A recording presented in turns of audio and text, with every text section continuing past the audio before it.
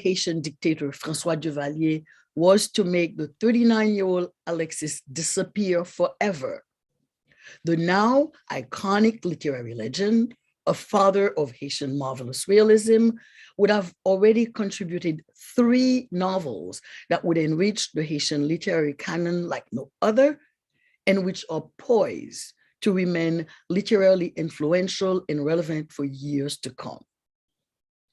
I'm talking about Compère Général Soleil, published in 1955, when Alexis was only 33 years old, and which was translated into the English by Carol F. Coates in 1999 as General Son, My Brother. That first novel was followed 2 years later by Les Arbres Musiciens, published in 1957, and L'Espace de Ciment in 1959, which was translated in 2002 as In the Flicker of an Eyelid, via a collaborative project between Carol F. Coates and our very own Edwidge Dantica. To these 3 novels must be added the collection of short stories and retold traditional folktales, Romancier aux Étoiles, published in 1960. There would be 2 attempts to publish works posthumously, The Incomplete L'Étoile Absente, followed by Le Léopard in 2017. All these works of fiction are characterized by Alexis' unique melange of visionary power, social and political consciousness, lyrical style, and munificent, big-hearted humanism, all fermented in a generous dose of marvelous realism, which he believed was an inherent ingredient in Haitian storytelling and, in fact, Haitian worldview. In his most recent publication, The Price of Slavery, Capitalism, and Revolution in the Caribbean, the literary scholar Nick Nesbitt states the following about Jacques and Alexis and his Compère Général Soleil, and I quote, "In Compère Général Soleil, Alexis gives voice not just to human suffering and injustice as such, but to the specific and historically unique form of capitalist exploitation in its Haitian modality, in which access to the means of human survival is mediated by the market, where food, shelter, and all things in general tend to take a commodified monetary form," end quote. In other words, we are reminded that Alexis in 1955 is commenting on the social condition of the Haitian worker and denouncing the capitalist exploitation of the Haitian men and women laborers are experiencing,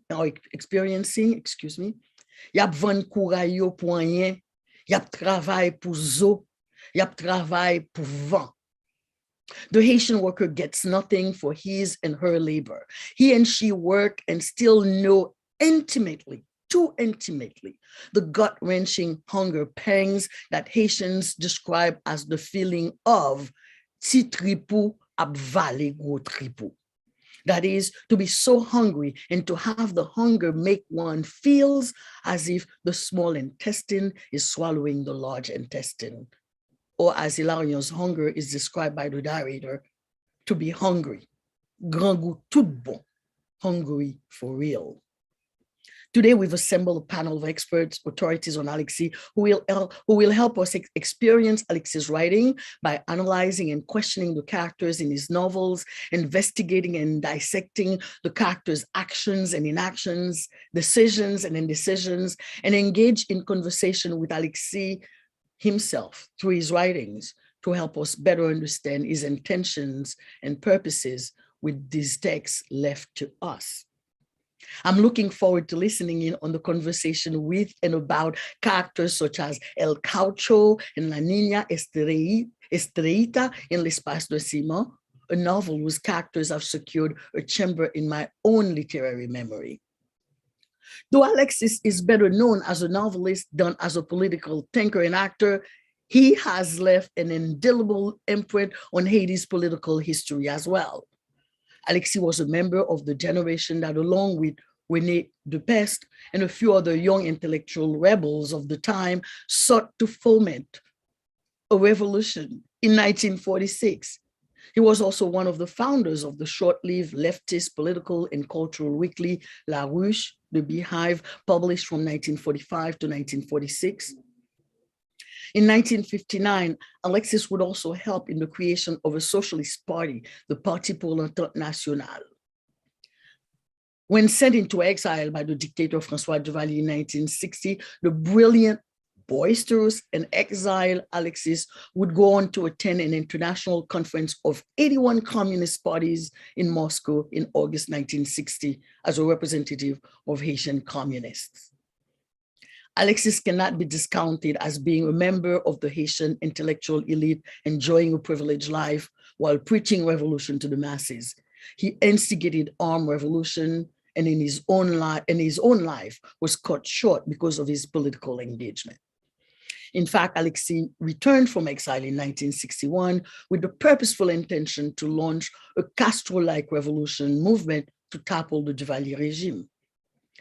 Shortly after his clandestine landing at Mont Saint-Nicolas, it is widely believed, accepted that he was captured, tortured, and killed. Alexis' remains have never been found. The HSI Symposium on the Life and Work of Jacques Alexis represents an occasion for all of us, scholars and the public, to revisit the art and thought of a writer and a man of action, clearly a luminary of Haitian literature and foremost embodiment of Haitian progressive social and political thought. Alexis' dual legacy can help shed light to better understand Haiti's past and present as we labor to re-envision, reimagine, and rebuild a Haitian society where justice becomes the central pillar. Now, before I introduce my co-moderator, let me give you the order in which we will hear from our presenters. We will start with Dr. Aslan Charles, followed by Dr. Marie-Josée Nzengu-Tayo, then hear from Dr. Claudie Delnay, followed by Dr. Jasmine Claude Narcisse, and open the floor to engage all of you who are here in conversation with our presenters and one another. Now, it is my distinct pleasure to introduce to you Dr. Shadia Chambers Samedi, who will serve as my co-moderator for this conference. Dr. Chambers Samedi teaches first-year writing in French at Hawaii Pacific University in Honolulu. She has worked as a research specialist and editor with our friend Thomas Spear on the website Il en Il. She's the author of Repression of Algerian Demonstrators in Paris, an essay on the resurgence of the memory of the state's attacks against Algerians in Paris in October 1961, which is published at L'Harmattan. Dr. Chambers Samedi focuses her research on Francophone marginalized spaces. Her work in Haitian literature is multifaceted. As an editor for Rupture's Edition, she has worked on several political essays and as a researcher.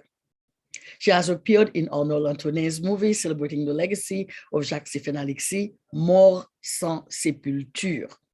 She recently published an article highlighting the poetical and political influence of Cuba in the literary work of Jacques Alexis. Aloha from Brooklyn, New York, Dr. Shadia Chambers Samedi. The screen is yours. And again, welcome. We're glad you're here with us. Aloha, thank you so much for having me. It's a real pleasure and an honor to be introducing our prestigious guest today. And I will start with Dr. Aslan Charles before he communicates to us. I will just give you a couple of cues about his career. Dr. Aslan Charles is a language and comparative literature professor, a literary translator, and an editor. He has taught at various institutions throughout the world, in the United States, but also in Canada, in Taiwan, in Nigeria, and in Haiti. Dr. Charles' research focuses on the parallel and intersections in Black Atlantic literatures, particularly in Harlem Renaissance writing and in the Francophone, Creolophone, and Anglophone literature of the Caribbean. Dr. Charles is also a literary translator of note. He produced the first English translation of Antonin Firmin's 1995 masterwork, the 1700-page volume De l'égalité des races humaines, translated into English in 2000 as The Equality of the Human Races, published by Routledge. This translation has had an enormous impact on fields such as anthropology, Africana studies, or Caribbean studies. Most recently, in 2018, Dr. Charles translated into English Franck Etienne's celebrated inaugural Haitian Creole novel Des Afis, published by the University of Virginia Press. His translation of Des Afis was nominated for the 2019 Best Translated Book Award in the United States and received honorable mention in the 2019 MLA Lois Ross Award for Literary Translation. Dr. Charles' articles, reviews, and translation have appeared in many journals such as the Savannah Review, Metamorphosis, the Journal of Pan-African Studies, and the Journal of Haitian Studies. Take it away, Dr. Charles.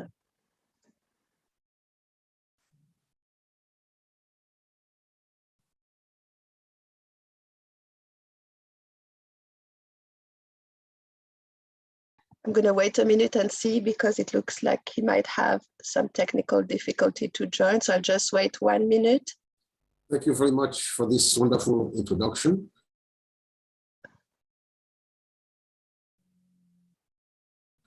I agree. And I'm praying, I'm keeping my fingers crossed that the system will cooperate. I am plugged directly into the modem with the system. Let's hope that you all can hear me.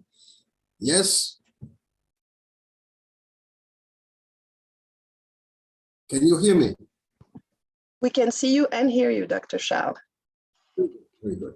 So my short talk about Jacques-Stéphane Alexis is really a story of discovery and awakening for me and my generation, and one that brought us to understand the importance of writers and intellectuals in Haitian society. The fog of time blurs the memory, so I cannot recall when exactly I first heard Jacques-Stéphane Alexis' name. It may have been in one of our high school Haitian literature courses, although I have no clear remembrance of his writings from those days. Studying literature then meant memorizing poems, prose excerpts, and commentaries from an Narcisse anthology to regurgitate it all in essays and tests. This, of course, did not foster a critical appreciation of literature, and in the big mashup of poems, fiction excerpts, and commentaries, Alexis simply didn't register. On the other hand, in those days of the repressive Duvalierist dictatorship, it is likely that we did skip Alexis' writings altogether. A prudent literature teacher would certainly have censored out of the curriculum this communist and Camoquin opponent who had been executed by Papadoc's regime only a few years earlier, in 1961 to be precise. So thinking back on it, I may never have had a chance to get acquainted with Alexis in the classroom. Nonetheless, between conspiratorial whisperings among adolescents and the budding intellectuals we fancied ourselves to be, and surreptitious eavesdropping on adult conversation, somehow the name of Jacques-Stéphane Alexis took on a certain mythic aura for me and some of my listless co-heroes in search of political and intellectual model. We more or less came to understand that this man was an intellectual engagé, homegrown, unlike Albert Camus, Jean-Paul Sartre, and some of the French writers we were learning about. A man who had heroically challenged an unjust social system and repressive political regime, only to lose his life in the process. Alexis thus remained, for me, throughout my high school years, a mythic figure, a romantic synthesis of the great writer cum revolutionary, a heroic model for those of us who yearn for a freer and more equal society. It is this image of the great Haitian novelist and revolutionary that I took with me when I immigrated to New York a year after my high school graduation. I still had not read a single line in his scintillating novels and short stories by the time I landed in New York. This I would hasten to remedy a couple of months after my arrival in Brooklyn.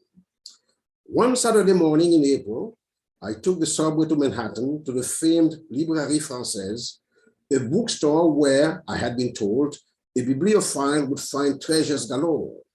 French writers, African writers, Caribbean writers, Haitian writers, American writers in French translation, the great classics. It was indeed a true treasure trove, shelves and shelves of books, poetry volumes, novels, essays, histories, biographies, books with serious and sober covers, books with colorful jackets, enough to get a young man from a country where libraries and bookstores were rare to browse himself drunk. I remember zooming in on the section for Caribbean writers. And there, among books by authors whose names, if not writings, were known to me, Aimé Césaire, Léon Damas, René Despestre, René Marin, Jacques Roumain, Joseph Zobel, and others, all four of Jacques-Stéphane Alexis' books, Compère Général Soleil, Les Arbres Musiciens, L'Espace de Ciment, and Romancero aux Étoiles. I remember pulling a copy of Romancero from the shelf.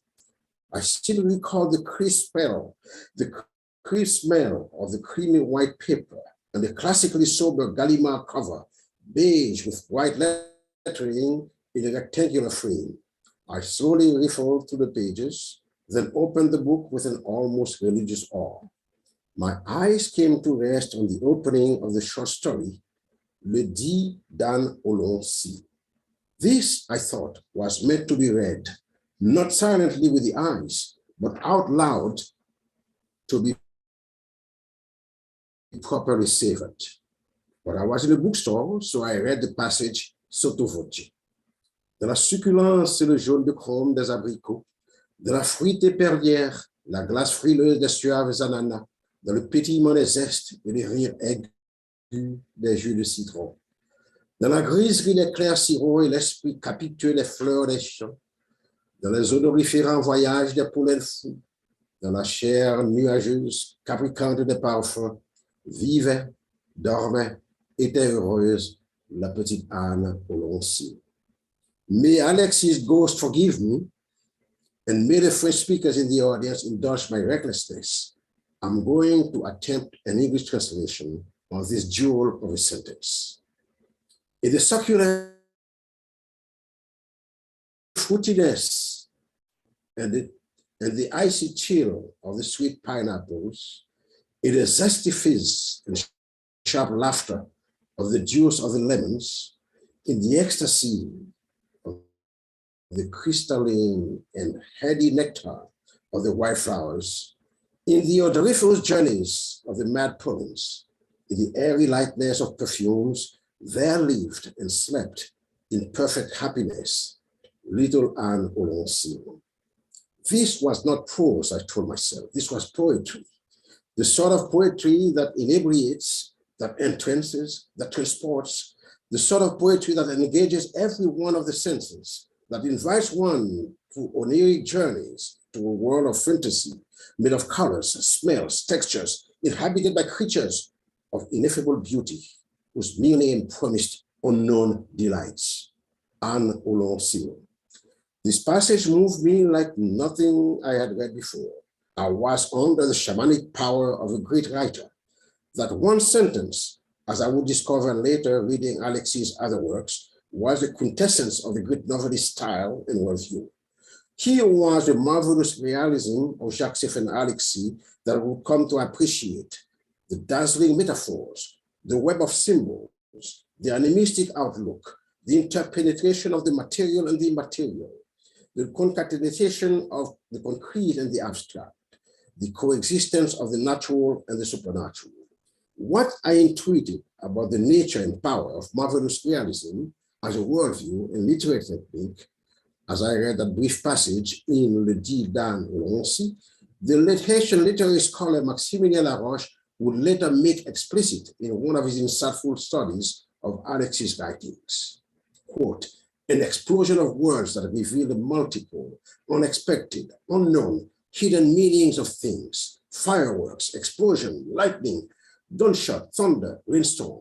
The dominant image, the key image, is that of a transformation, of a change that occurs in an instant. It overthrows the order of the world, metamorphosing people and things. End of quote. And that was my English translation of Maximilien's French words. Alexis, along with such prominent writers as René Despestre, belonged to the so-called 1946 generation, the cohort of young intellectuals and artists committed to social and political change and to the invention of a new sort of writing. They came into the scene some 10 years after the end of the US occupation of Haiti, moved by nationalist impulses and inchoate Marxist sympathies. Theirs was a paradoxical situation in which they both benefited from and challenged a certain ideological and literary inheritance.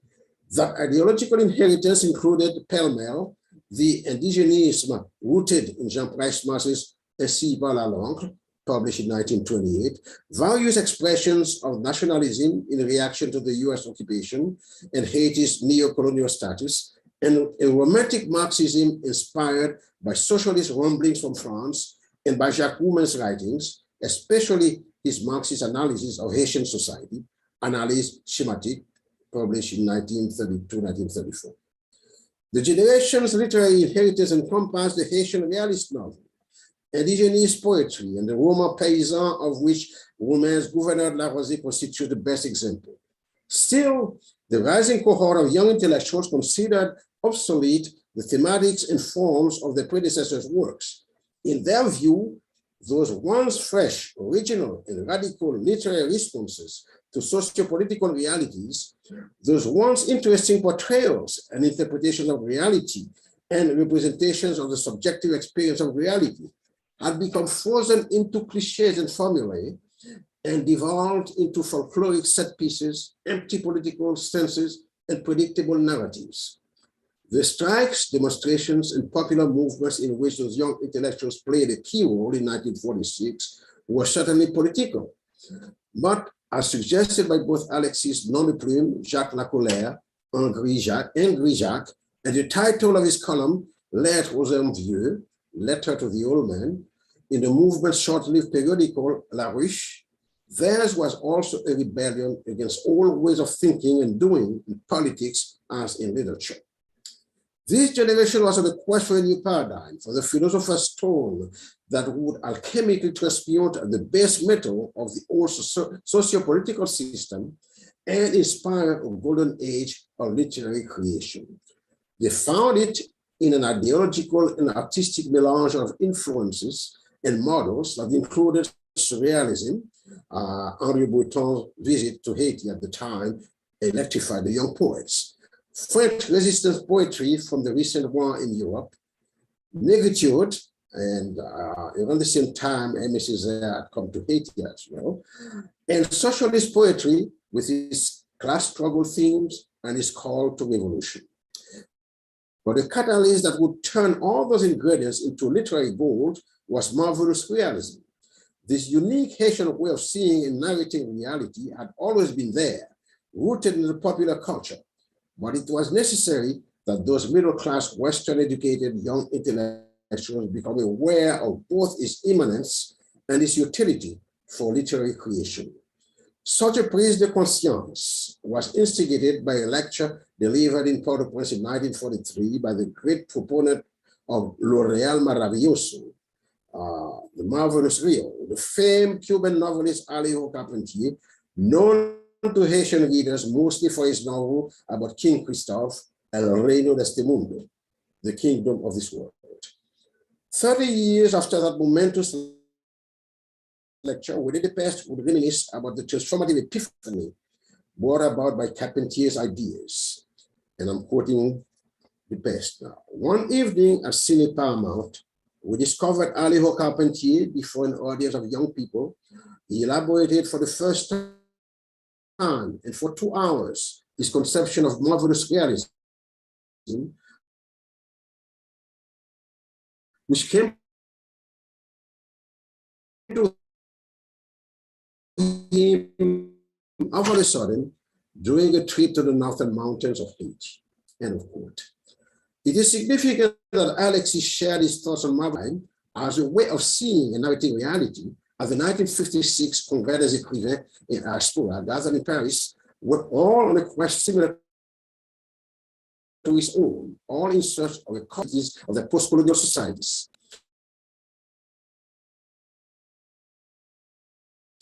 Alexis' essay pointed that at this post-colonial juncture, marvelous realism was the right paradigm for resolving the crisis in content form, and function in Haitian literature. But this paradigm was also by extension available to writers in other post-colonial societies, especially in the Americas, facing ideological and creative issues similar to those troubling Haitian writers at the time.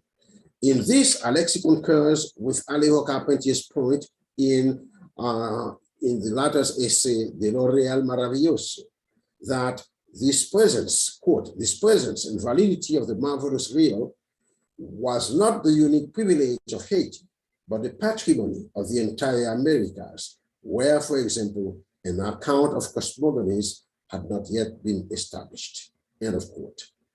According to Alexis, Haitians perceive phenomena from two different perspectives that, instead of being mutually exclusive, are synthesized into a worldview that is both empirical and mythical religious.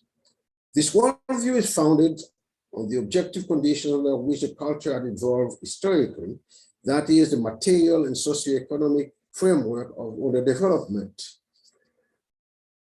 The collective sensitivity developed under the dual influence of a, quote, mechanical civilization and, quote, natural life is such that in general, the Haitian does not seek to grasp the whole of tangible reality, but only what strikes him, what threatens him, whatever in nature moves him in a particular way.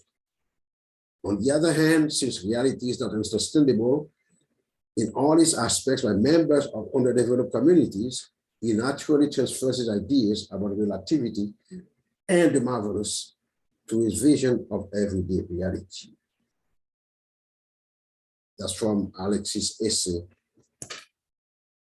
Du réalisme merveilleux des Haïtiens.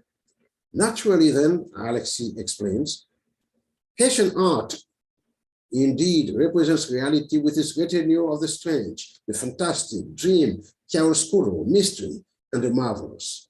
Formal beauty in every field is not some accepted convention, an end in itself. Haitian art achieves it by all means, including through so-called ugliness, end of quote. The contrapuntal character of Haitian art is thus the result of the concatenation of two modes of representation, realism and the marvelous. For Alexis, the, quote, dynamic integration of realism and the marvelous, end of quote, the underlying principle of Haitian artistic creations has a functional purpose. It is a process by which objective reality is sublimated and confronted symbolically so that the contradictions of the socioeconomic infrastructure can be resolved in the superstructural domain. What the marvelous, writes Alexis, is but the imagery in which people encloses the experience, reflects the conception of the world and of life, the faith, the hope, the trust in man, in a greater justice and the explanation of the antagonistic forces of progress. The marvelous, no doubt, implies empiricism, if not mythicism, but it has been proven that it is capable of containing other things. Marvelous realism as a mode of creation should come naturally to writers. Alexis would later stress in another essay, Où va le roman? Where is the novel going? If they simply let themselves be guided by the old tradition of their people. For what the Haitian novel is a direct extension of the great Haitian saga. Its life originates from the novelistic maturity of our people, from the creative verve of our storytellers, popular poets, and folk composers, end of quote. Ultimately, Alexis' essay is not a blueprint, but an appeal to Haitian novelists concerned with authenticity and coherence in their fiction to make use of the ideological and creative resources available within the culture. All they needed to do, Alexis suggests, was to tell stories the way that people do, that is, in a marvelous realist mode. This is what Alexis claims to do in his 3 novels and a collection of folk tales and short stories. Let us now consider how those works illustrate the limits of marvelous realism as a genre, as a genre of fiction, and as an ideology or way of seeing the world.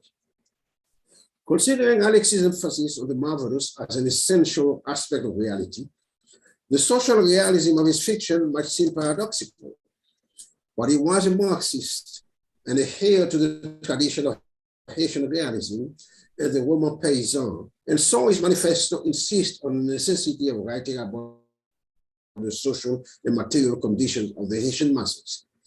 Hence, certain recurring themes in its fiction: exploitation of the peasantry and working classes by the country's dominant classes, the role of international capitalism in Haiti's underdevelopment, tradition versus Western modernity, man versus nature, themes that are developed around actual historical events. In Compère Général Soleil, it is the exploitation of Haitian workers in the Dominican Republic sugar plantations and the 2-year ordered massacre of 1937. In Les Arbres Musiciens, it is the dispossession of peasant land by Shada.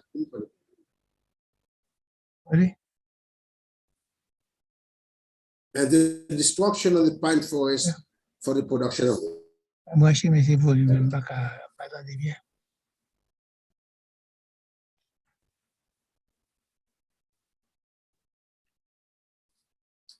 in l'Espace de Ciment, it is a migration of workers as a result of capitalist economic forces toward the Americas and the exploitation of women. Even the collection of tales and short stories, that makes no pretense to social realism, is permeated with social, political, and historical realities of Haiti. Hello. Is it? Here with you?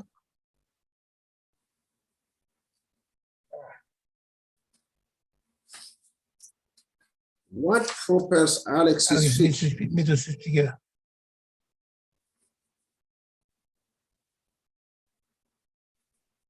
Beyond the thematic and the ideological structures of Haitian. Hello? Sorry guys, I'm going to ask Yves to mute his microphone because I can't do it. So Yves or Pierre, if you could mute Yves' microphone, that would be great if you can do that, Pierre, so Dr. Charles can finish. Thank you. Can you hear me now? Yes, we can hear you, Dr. Charles.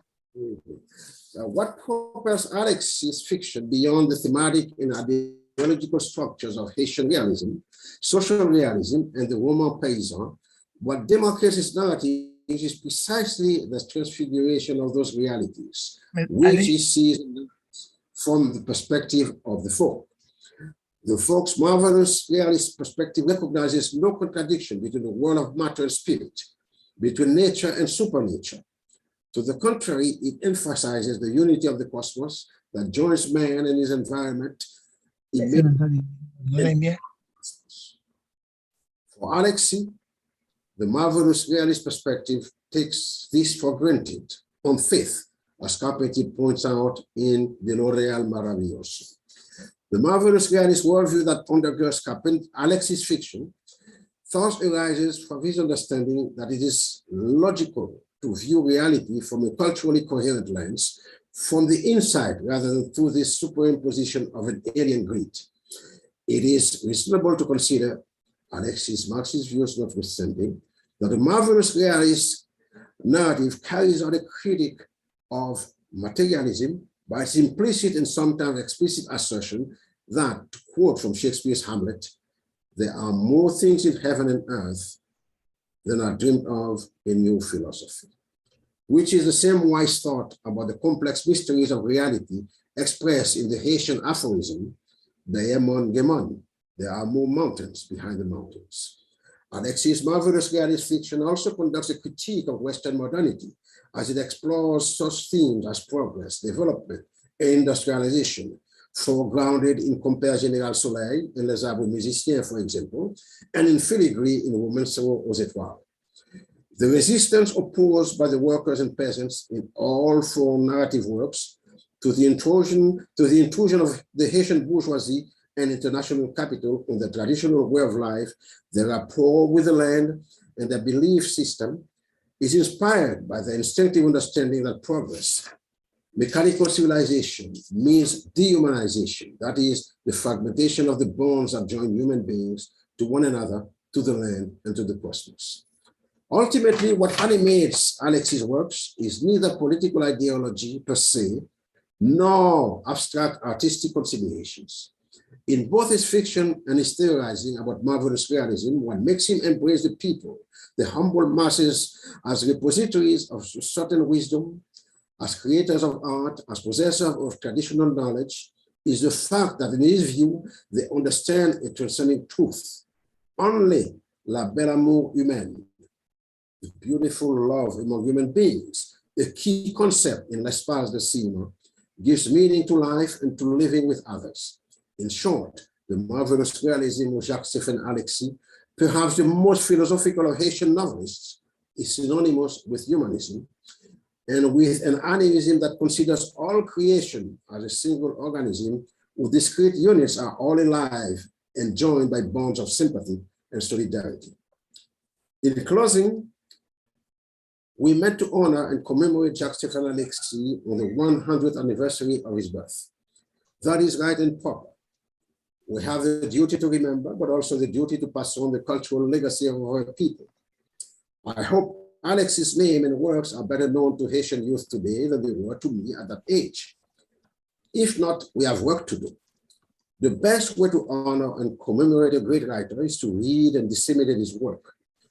Let's all look forward then to a spike in the sale of Alexis' fiction in the original French and in English and Spanish translations.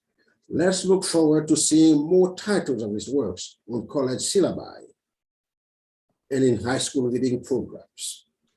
Thank you so much. And may la belle amour humaine prevail always, as Alexis teaches us. Thank you. Thank you so much, Dr. Charles. Thank you for this enlightening comments on Alexis. And I apologize for the technical. No, that is fine. Actually, if everybody could mute themselves, that would be wonderful. I see that. Yes, I think we're all set now. So thank you so much. We'll keep the question for the end for the sake of time. And we will transition to our second speaker that I will introduce now. Thank you, Dr. Charles. Dr. Marie-Josée Nzangu-Tayo, who is an independent scholar retired from the University of the West Indies, Mona in Jamaica. She is a specialist in French foreign language teaching and a researcher in the literature and culture of the French-speaking Caribbean. She chaired the Department of Modern Languages and Literature from 2005 to 2011. In 2004, she received the French Order of the Palme Académique. She's a chevalier, a knighthood. She's the past president of Haitian Study Association in 2005 and 2006, and the recipient of the Two Principles Award for Research in 2016 for her co-authored article with Betty Wilson. The title of the article is Translating the Other's Voice When It's Too Much, Too Much. And in 2014, for her article, The Haitian Short Story, an Overview, published in the Journal of Caribbean Literature, Volume 6, Column 3. She's currently a co-book review editor of the Journal for Haitian Studies and a freelance interpreter and a translator. I will now give you the microphone, Dr. Nzangu-Tayo. Thank you very much for this kind introduction. And I will start by thanking Marie-Lily Sarah, Dr. Sarah, for inviting me to participate at this symposium. And it is really a great honor for me. And it is also a challenge to speak after Dr. Asselin. Because I think that he has given an extensive overview of the meaning of what Stéphane Alexis means, Jacques Stéphane Alexis means for Haitian scholars. My presentation is going to look at what I would call the emergence of a legend or the making of a legend, but please don't take it in a negative meaning. What I want to discuss here is how the disappearance of Alexis had kind of impacted her vision of him and transformed the impact, has created an impact of his work on the literary imagination. Uh, I was smiling when I heard Professor Asselin talking about his encounter with Alexis' work, because I think I could tell the same story. And for me, it was confirmation of how the legend has been constructed around Alexis. Effectively, and I was luckier than him apparently, uh, I heard of Alexis in my Haitian literature class in high school by a Frère Raphael Bérou, who has taught to Alexis. And from the anecdote told by Frère Raphael, what struck my imagination was the love of Alexis for words. It was an anecdote about Alexis reading the dictionary, the French dictionary, as if it was a work of fiction. And this image has always stayed with me. And I think also I had the same experience after leaving Haiti on a scholarship in France and visiting a library, a bookshop, and buying Romancero aux Étoiles. So this is for me the kind of commonality in experiences that contribute to the imagination surrounding the life and death of Jacques Stéphane Alexis, and contribute to the and I have been hesitating between the myth, the legend, and the icon. And I think that Alexis has been all three for us Haitians, or maybe Haitian of my generation. What is C'est que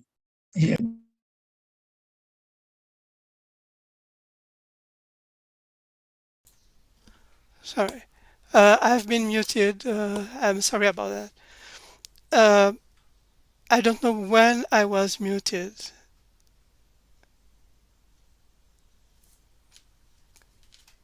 Uh, oh, only 10 seconds. All right then.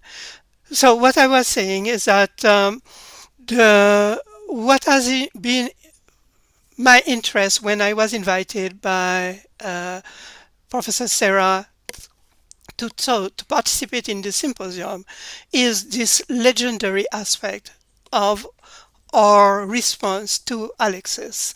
And I just try to remember what was my perception of him and my perception of his work. And so it came to me that it seems that in his writing, Alexis was, I would say, sowing the seeds of his legend, or he was almost preparing this perception of him as an iconic figure. I say that because it is very rare among Asian writers, particularly up to Alexis' time, to speak about themselves. Yes, they would speak about their experience in poetry, but in fiction, Haitian writers tended to have to take some distance, even if we could recognize their opinion. But it was made such a way that it was very difficult to associate their characters with their personal experience. And at first, reading Alexis was almost the same. And I would say that also because of the social realism of the Marxist ideology. As a Marxist writer, uh, maybe he would not project himself in his work.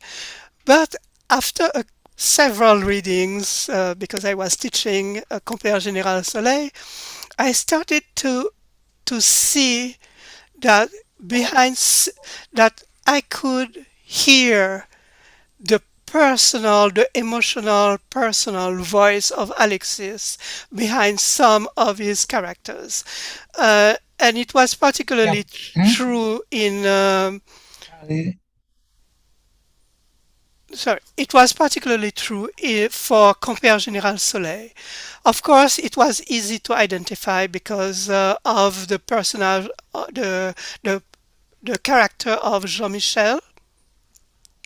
Jean-Michel was a student in medicine, like Alexis was in the 40s, and therefore it was easy to establish a connection between the two.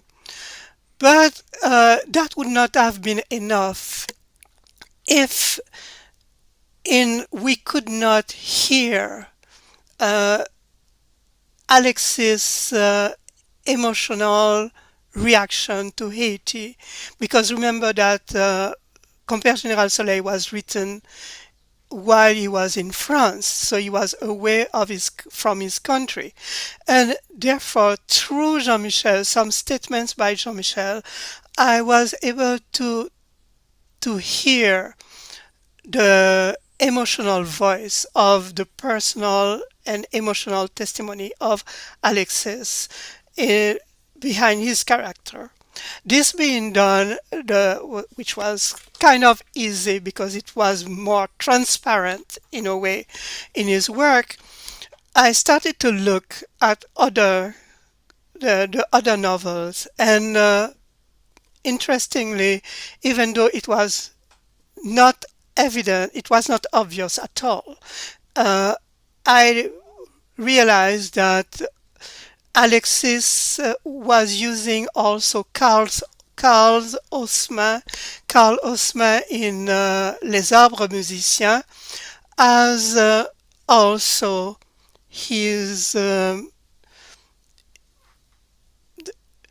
would say his mouthpiece, but not really his mouthpiece, because the omniscient narrator in all his novels are his mouthpieces. But it was the emotion, the sensitivity of Alexis that I could retrace behind those characters, and it was the case of that in some. For example, in Les Arbres Musiciens, behind the criticism of the Haitian bourgeoisie, at one moment there was this explosion of anger against the prejudices of the bourgeoisie, of the mulatto bourgeoisie. That seems to be what I would call a cri du cœur, a kind of coming from Alexis' heart. And that I found behind the characters of Karl.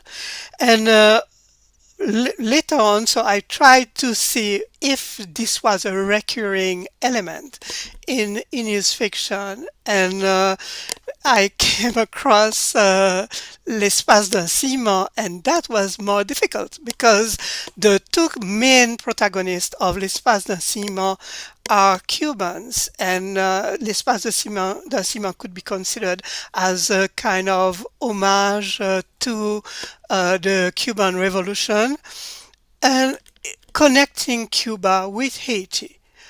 However, a closer look to El Carcho uh, led to establish also again that to recognize that projection by Alexis through the experience of meandering in the Caribbean and in Latin America, which has been his own experience, but also his desired experience as well. So with these three characters, I think they lay the base to find the what I use the word avatar, even though it is not exactly that, but the emotional, the subjective presence of Alexis in his fiction. So this is how I feel that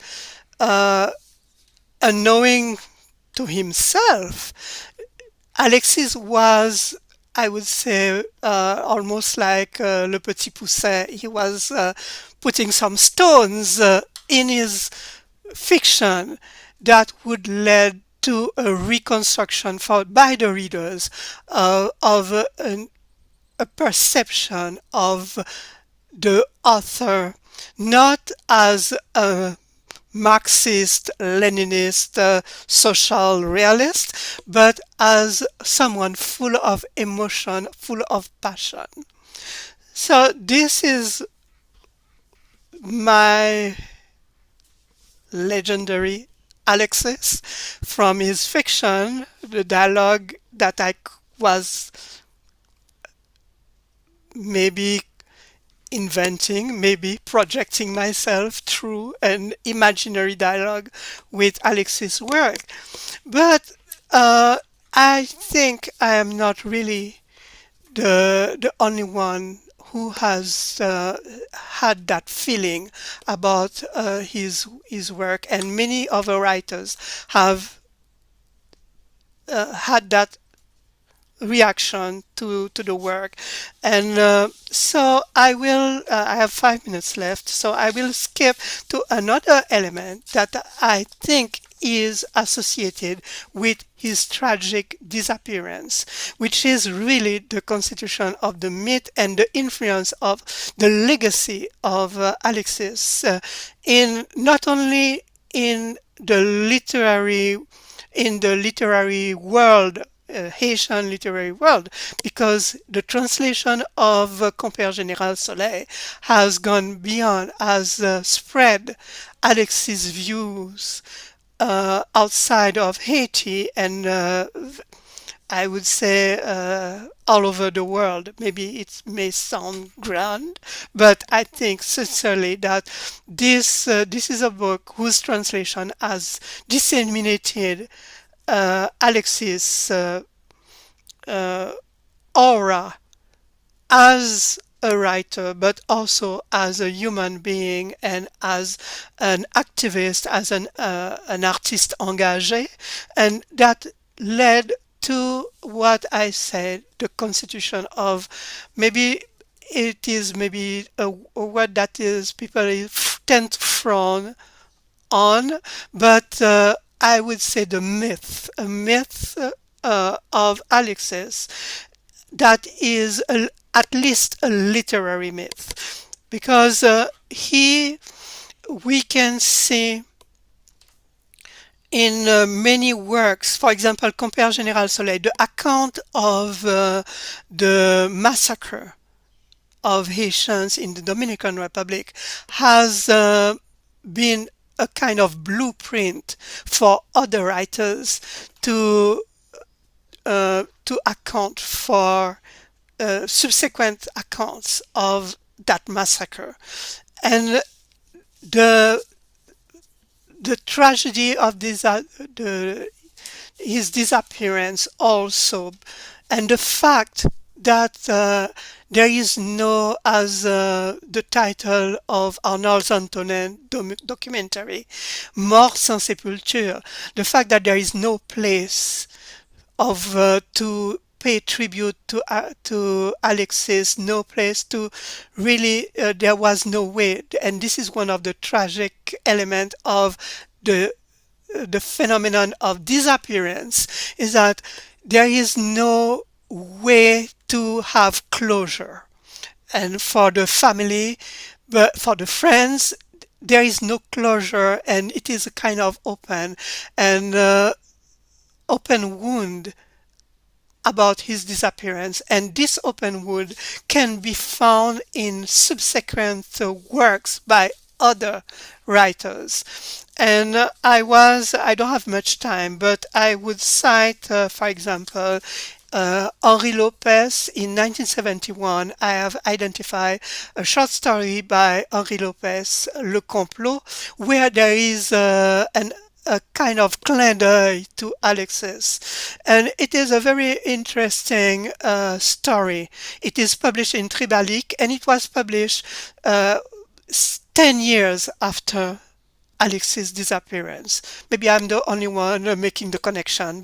It was just a coincidence, but yet in that story, it is a story about the confession of a torturer, and the torturer um, is regretting the act of contributing to the death of a prisoner that that he had harshly tortured himself, and that he had left to his other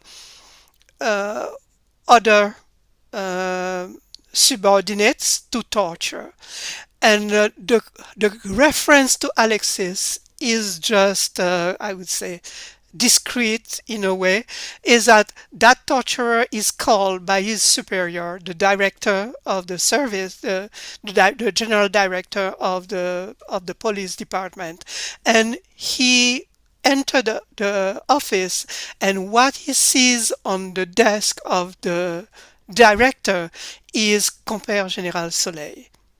And coincidentally, the victim of that torturer is a medical doctor.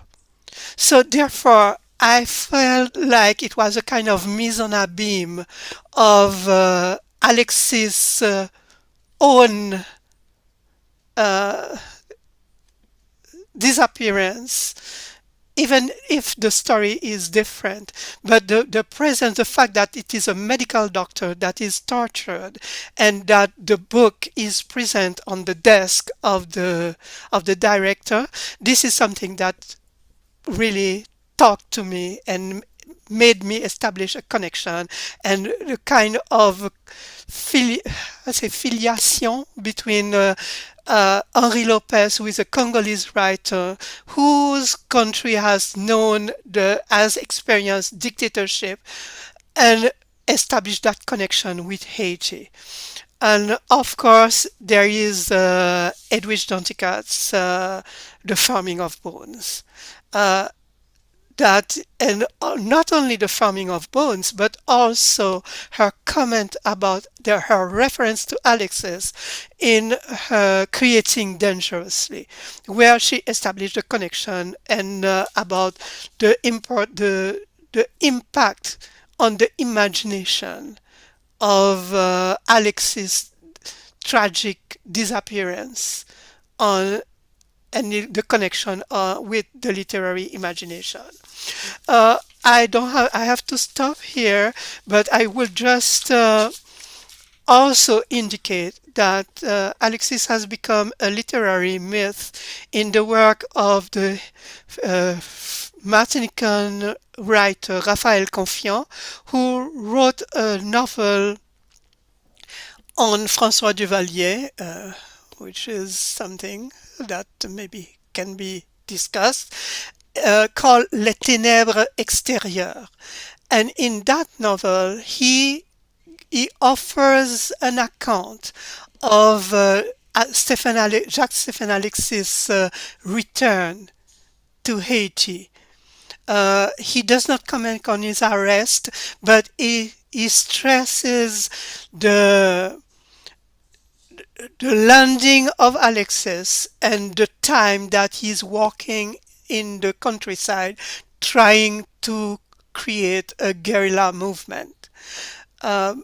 There would be some comments about this representation, but Alexis is presented under the name of Esteban Jacques, and there is in the novel there is a reproduction of Alexis' letter to François Duvalier, the 59 letter to Duvalier.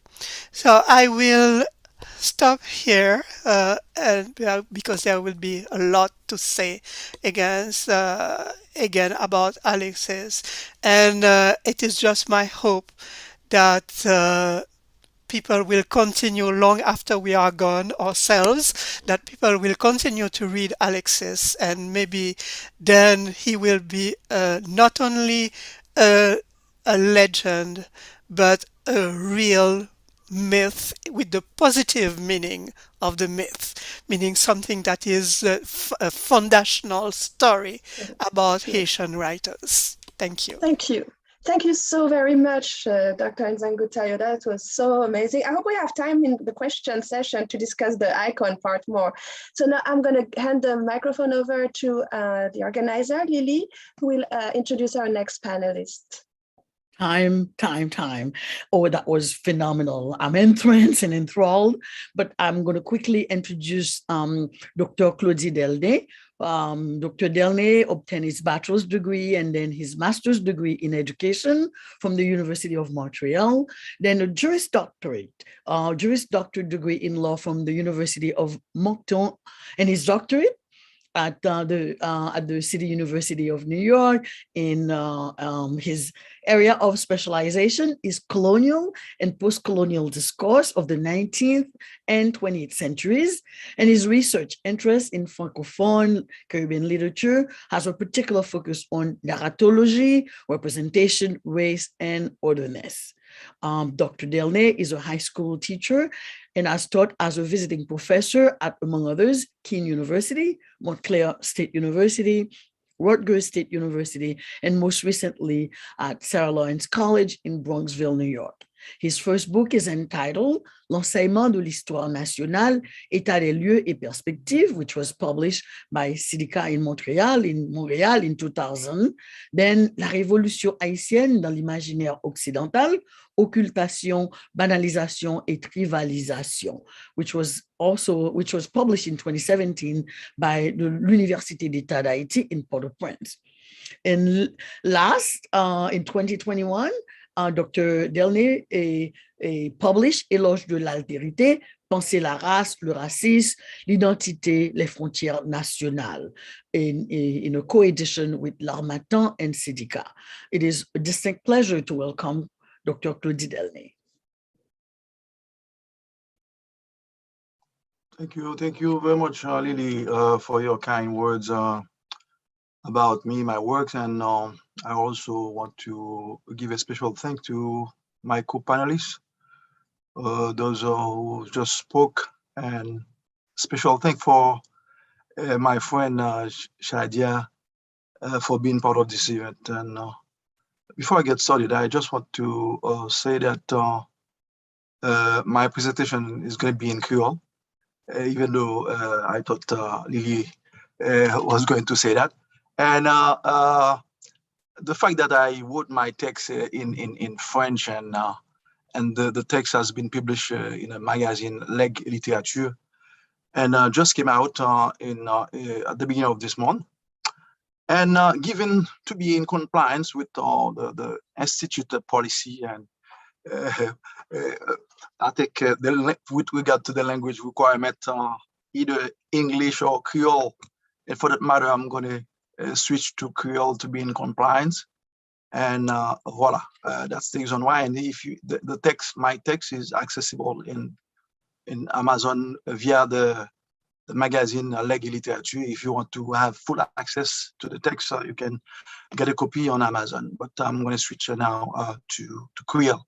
I don't want someone trusted my work in Creole, and I'm as Asian speaker, and it's my pleasure to switch to Creole. Okay. Let me share my screen now with you to show you what I intend to do. Might be this one.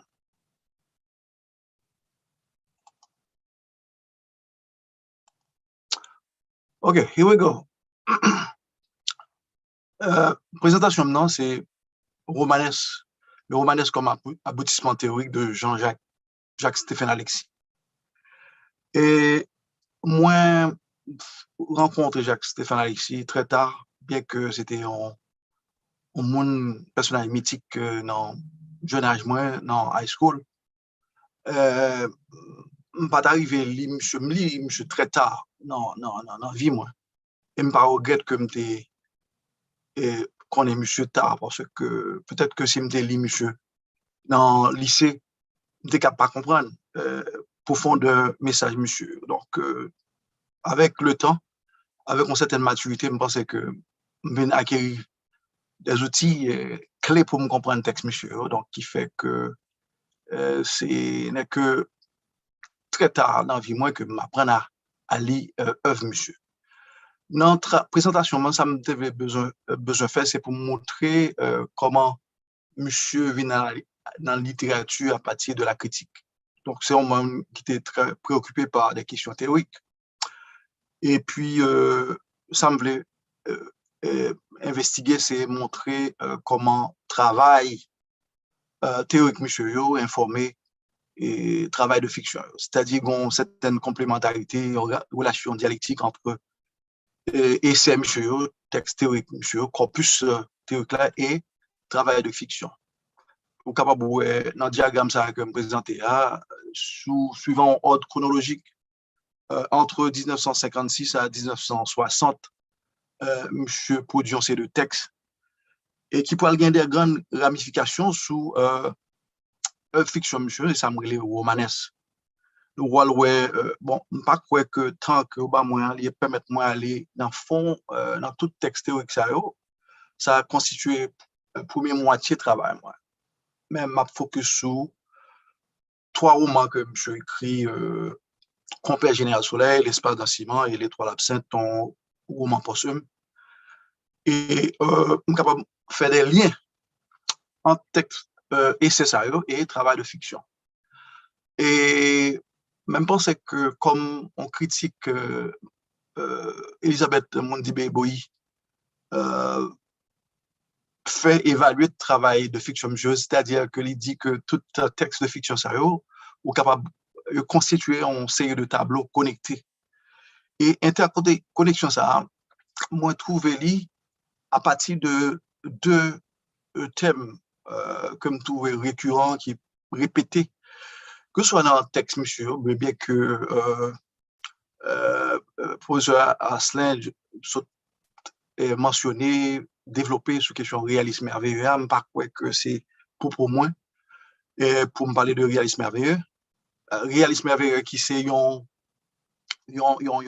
procédé littéraire et même en méthode pour comprendre la réalité, appréhender la réalité haïtienne. Mais je suis capable de dire, notion, concept, la belle amour maintenant, c'est finalité que monsieur voulait atteindre dans tout texte, la belle amour humaine. Même si que dans des textes qui n'est pas mentionné, mais il y a des textes côté amour maintenant, il mentionné même 3 fois, comme l'espace d'un ciment. Et je trouve que finalement, ce vouloir vivre ensemble, on prend et on fait communauté ensemble, habiter le monde, et je pensais que vivre, transformer l'homme, l'homme, ça que je espérais. Hein? Donc, c'est ça. L'amour, bel amour maintenant, est véhiculé. Donc, je pense que c'est finalité ça dans tout texte, monsieur. Donc, c'est semblé travail, montrer, développer comment et texte théorique sérieux, informer, travail de fiction, monsieur. Et je pense que me situer Alexis dans une tradition de romancier théoricien. Et monsieur pas le seul. C'est un mouvement d'ensemble, en mouvance. Si vous commencez avec Aléjo Carpentier, dans le royaume de ce monde, monsieur était déjà expérimenté le concept réalisme merveilleux dans le roman ça. Et le plus souvent, roman présenté comme une façon pour tester théorie. Et puis, monsieur t'ai même réalisé que pour narrer la révolution haïtienne, non, il n'est pas possible pour le s'il fait en Europe. Et que Haïti, comme lieu original de réalisme merveilleux, ça. Donc, ça fait, ça peut mener monsieur dissocier de réalisme merveilleux européen. Donc, que le trouver qui foire, qui plate. Donc, c'est ça que fait monsieur Dou, toute l'histoire des Amériques, sont l'histoire de réalisme merveilleux, donc qui fait que considère Haïti comme lieu original de concept ça. Donc, si vous continuez avec Édouard Glissant, non, quelques préoccupations théoriques, M. Guérin, sous concept créolisation, concept de relation tout le monde, au point que Édouard Glissant, pour le gagner, écrit un roman éponyme qui relève tout le monde.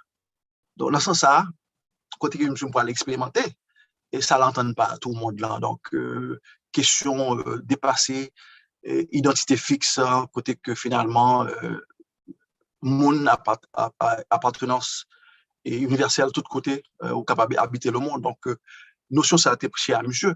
Et si je retourne à la Camoin avec l'école mouvement spiraliste, trio, Franck Etienne, Jacques Fiolet et Philothèque, côté que monsieur a essayé de valider conception mouvement spiral là, le spiralisme comme philosophie dans texte de fiction. Ou pour voir que Franck Etienne n'a mieux à crever, en fait, dans son roman fondateur, mieux à crever, côté que M. Poil expliquer à travers la fiction ce qui s'entend par le mouvement spiral. Donc, c'est tradition ça que et Alexis il fait partie, bien que capable de considérer Alexis comme un théoricien avant-garde. Et comment monsieur Poil illustrer ça dans texte de fiction. Donc, on va le considérer deux bagailles. Idéologie marxiste, Alexis, et notion qui chez à monsieur qui labelle amour humain. Et dans trois textes de fiction ça. D'abord, dans Compère Général Soleil, on va voir à travers Hilarion qui ont un genre ordinaire, un monde ordinaire, côté que qu'a lutté à la vie pour survivre. Et il va rencontrer dans la rencontre avec Rommel, dans le premier temps, qui pourra introduire à l'apprentissage à l'idéologie communiste. Donc, on parle ouais, que son préoccupation pour Alexis, cette question d'éducation, de pédagogie, monsieur, son didacticien qui comprennent l'importance de l'éducation marxiste dans formation militante. Donc, qui fait que ça va être très important côté que monsieur peut aller développer et montrer ça et former le personnage. Et Compère Général Soleil, capable de considérer comme un roman d'apprentissage, côté que Hilarion pour le passer dans le stade d'un monde qui aboutit, un monde qui chaque jour a pensé pour Gangou, comment il peut gérer Gangou, un monde chaque jour qui est angoissé la nuit par la misère. Donc, on parle que monsieur, avec éducation marxiste, là, il peut venir un monde qui serait un monde qui comprenne la vie, comprenne comment c'est, comprenne pour qui ça allait dans la situation, ça, il faut expliquer conditions matérielles d'existence. Donc, dans ce sens, je pense que Alexis trouvait que l'important, un mouvement révolutionnaire pas capable fait sans théorie révolutionnaire. Donc, c'est ça qui fait question éducation populaire là, et en sorte de pédagogie des opprimés, l'important pour monsieur et ou Baloué et Roumel pour l'expliquer Hilarion en des thèmes simples, concrets qui sont communiqués. Bon, on est toute propagande qui gagne par rapport à l'idéologie communiste là, dans la période ça, et toute propagande de la dictature du Valier, monde peur, monde qui est communiste, alors que c'est des mondes simples, des mondes ordinaires, des mondes qui comprennent la vie, qui remettent. Et puis, M. Waldo, on sait que le communiste, c'est travailleurs qui défendent Douali, c'est travailleurs qui ont besoin d'une condition de travail décent, c'est capable de joindre moyen pour vivre on vit décent avec famille, yo capable organiser en syndicat, yo capable lutter alors que toute société ali basée sur force travail. Donc que travailleurs organisés pour prendre direction pays. Donc c'est-à-dire que dans Nouvelle Haïti, à côté que travailleurs capable en charge, capable faire loi. Alors c'est comme ça monsieur expliqué en des termes simples qui ça on communique. Donc, on parle d'éducation à l'idéologie marxiste, on va continuer avec rencontre Jean-Michel et Hilarion avec le docteur Michel. Donc, qui fait que non seulement l'important pour Alexis, pour militants à travers Patia, avant-garde organisée et former militants à l'idéologie, parce qu'on ne peut pas faire révolution sans qu'on ne connaisse, ou pas gagner, ou pas prendre théorie, ou pas manier des concepts. Alors que M. Paul initié à tout ça, nous, les matérialistes historiques, matérialistes dialectiques. Donc, qui fait que, dans ce sens-là, Jean-Michel pour aller constituer le miracle qui peut l'opérer et pour compléter et formation Hilarion. Donc, non seulement nous voyons que l'idéologie communiste marxiste est importante dans la formation militaire, à l'intérieur de parti d'entente populaire, côté que c'est Hilarion pas inscrit dans l'école du soir, et côté que c'est même membre parti qui peut faire bénévolat, il peut participer dans la formation monsieur. Donc voilà, bien que compère général Soleil, il antérieur à essai que monsieur écrit sous le marxisme, seul guide possible de la révolution haïtienne, mon capable de que finalement théorie ça et comment par servir de cadre pour théoriser pour monsieur théoriser question marxiste là bien donc monsieur était on fin théoricien et puis monsieur Paul ouais que finalement Hilarion Paul ouais finalement que s'il pas rencontrer Mounsayo sur route li Hilarion s'il pas rencontrer Rommel s'il pas rencontrer docteur Jean-Michel il pas la monde que le hier parce que finalement ou Paul ouais et monsieur pas le comprendre, pour gagner les clés pour le comprendre, situation, conditions matérielles d'existence, et pour le capable comprendre le présent, pour le capable et appréhender et avenir, pour gagner des perspectives sur l'avenir. Donc dans ce sens-là, monsieur parle avec docteur Jean-Michel pour apprendre sur l'histoire d'Haïti, sur les combats de Dessalines, sur questions agraires, sur questions résistance paysanne, et lutter sous le leadership de Jean-Jacques Cacao. Donc, tout ça, l'importance de l'éducation, même on parle même dynamique, ça, praxis révolutionnaire, ça, on parle non, l'espace d'enseignement avec El Cocho. Donc, lorsque finalement, avec recommandation Jean-Michel, monsieur a travaillé dans l'usine, l'usine fermée, qu'on y a monsieur obligé avec claireuse partie pour le franchir frontière la République dominicaine côté que le va rencontrer avec communistes dominicains en la personne de Paco Torres.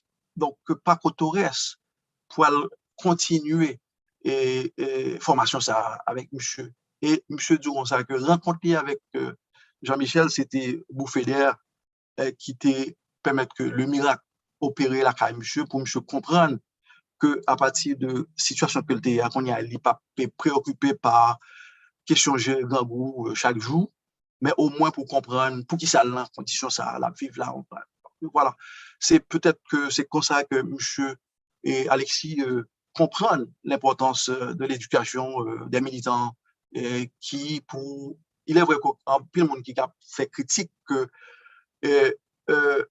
personnages Alexis c'est des personnages qui pas typiques qui abstraits mais en réalité au moins que non mérite que Alexis c'est que il mérite pour idéaliser qui s'acte des sujets historiques que dans une société égalitaire dans la nouvelle humanité que monsieur a toujours rêvé.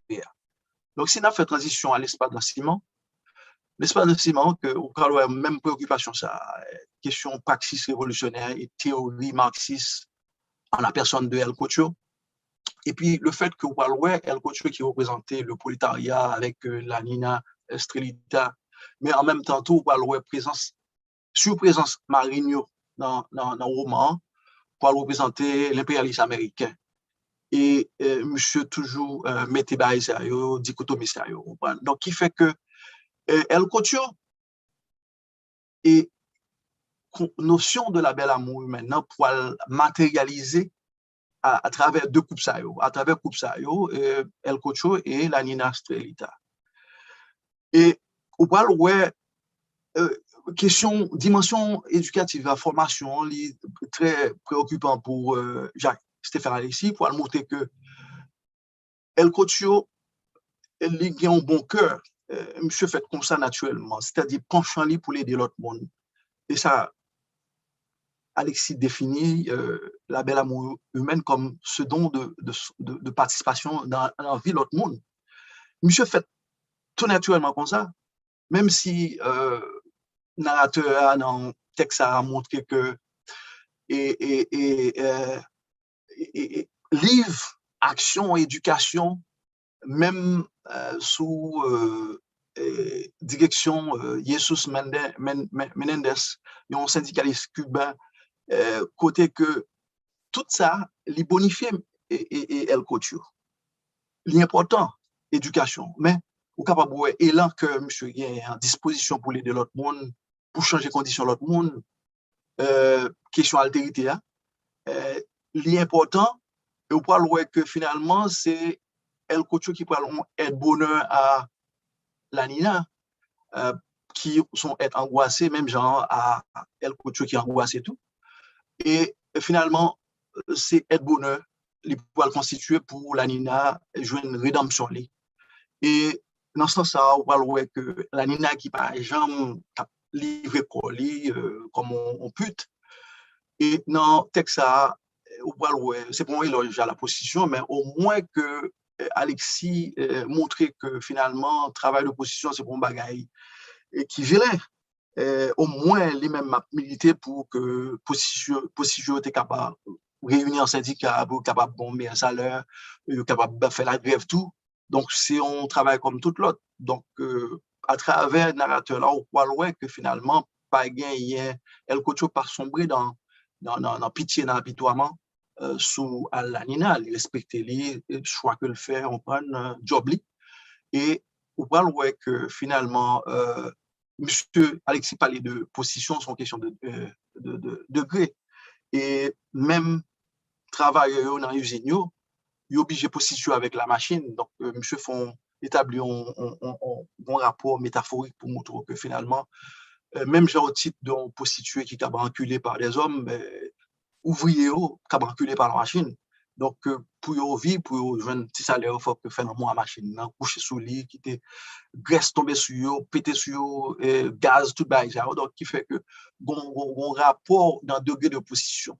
Donc, qui fait que dans ce sens-là, on voit que l'espace de ciment qui s'allie, c'est une énigme qui va le résoudre pendant une nuit pour permettre que la Nina atteigne l'orgasme. Et un monde qui a fait sexe, son travail de sexe qui est lié, il n'a pas jamais atteindre l'orgasme. C'est toujours coït interrompu. Dans ce sens-là, présence El Cocho dans la vie, la Nina pour la première fois, on va le faire l'amour, il pourra aller atteindre la position G. Donc, finalement, aussi insignifiant que ça va paraître, on prend donc Alexis montre à travers le narrateur là que c'est ça qui maintenait l'espèce. On prend donc, c'est-à-dire que la fête, ça, la fête de l'insignifiance, la fête des sens. Donc, dans ce sens-là, comme Mme Zengo dit que l'espace de ciment, c'est un hommage à la révolution cubaine et par centralité personnage et par bien que les faits qui narrent récit il est antérieur à la révolution cubaine, mais centralité personnage et puis destinée personnage toute question grande question philosophique sur matérialisme en dialectique matérialiste historique fait que son œuvre qui est profondément marxisant dans ce sens-là côté l'amour humain la belle amour humaine notion pour ce capable dans le texte ça c'est même 3 fois et notion textuellement les présenter belle amour humaine Donc, bel amour maintenant, c'est et le fait qu'on quitte tout, oublier tout pour aller à l'encontre de l'autre, pour capable d'aider mon sortir dans un passage pour capable retrouver sa vraie vie sous le plan ontologique. Bon, c'est que dans l'espace de ciment, toute préoccupation ça que nous joignons sous formation à l'idéologie marxiste et aussi même continuation de comment Alexis traduit notion de bel amour. Maintenant, son constant, il était dans le roman ça. Mon parle est que finalement,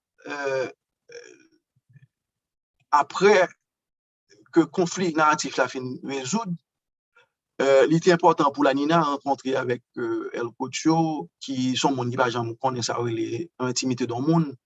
Monsieur toujours connaît le faux amour, c'est-à-dire même au même titre que la Nina, El Cocho, son monde qui angoisse et tout, c'est-à-dire que son bagage qui est réciproque, qui est mutuel, la rencontre son bagage qui est libératrice, qui est épiphanique pour tous deux.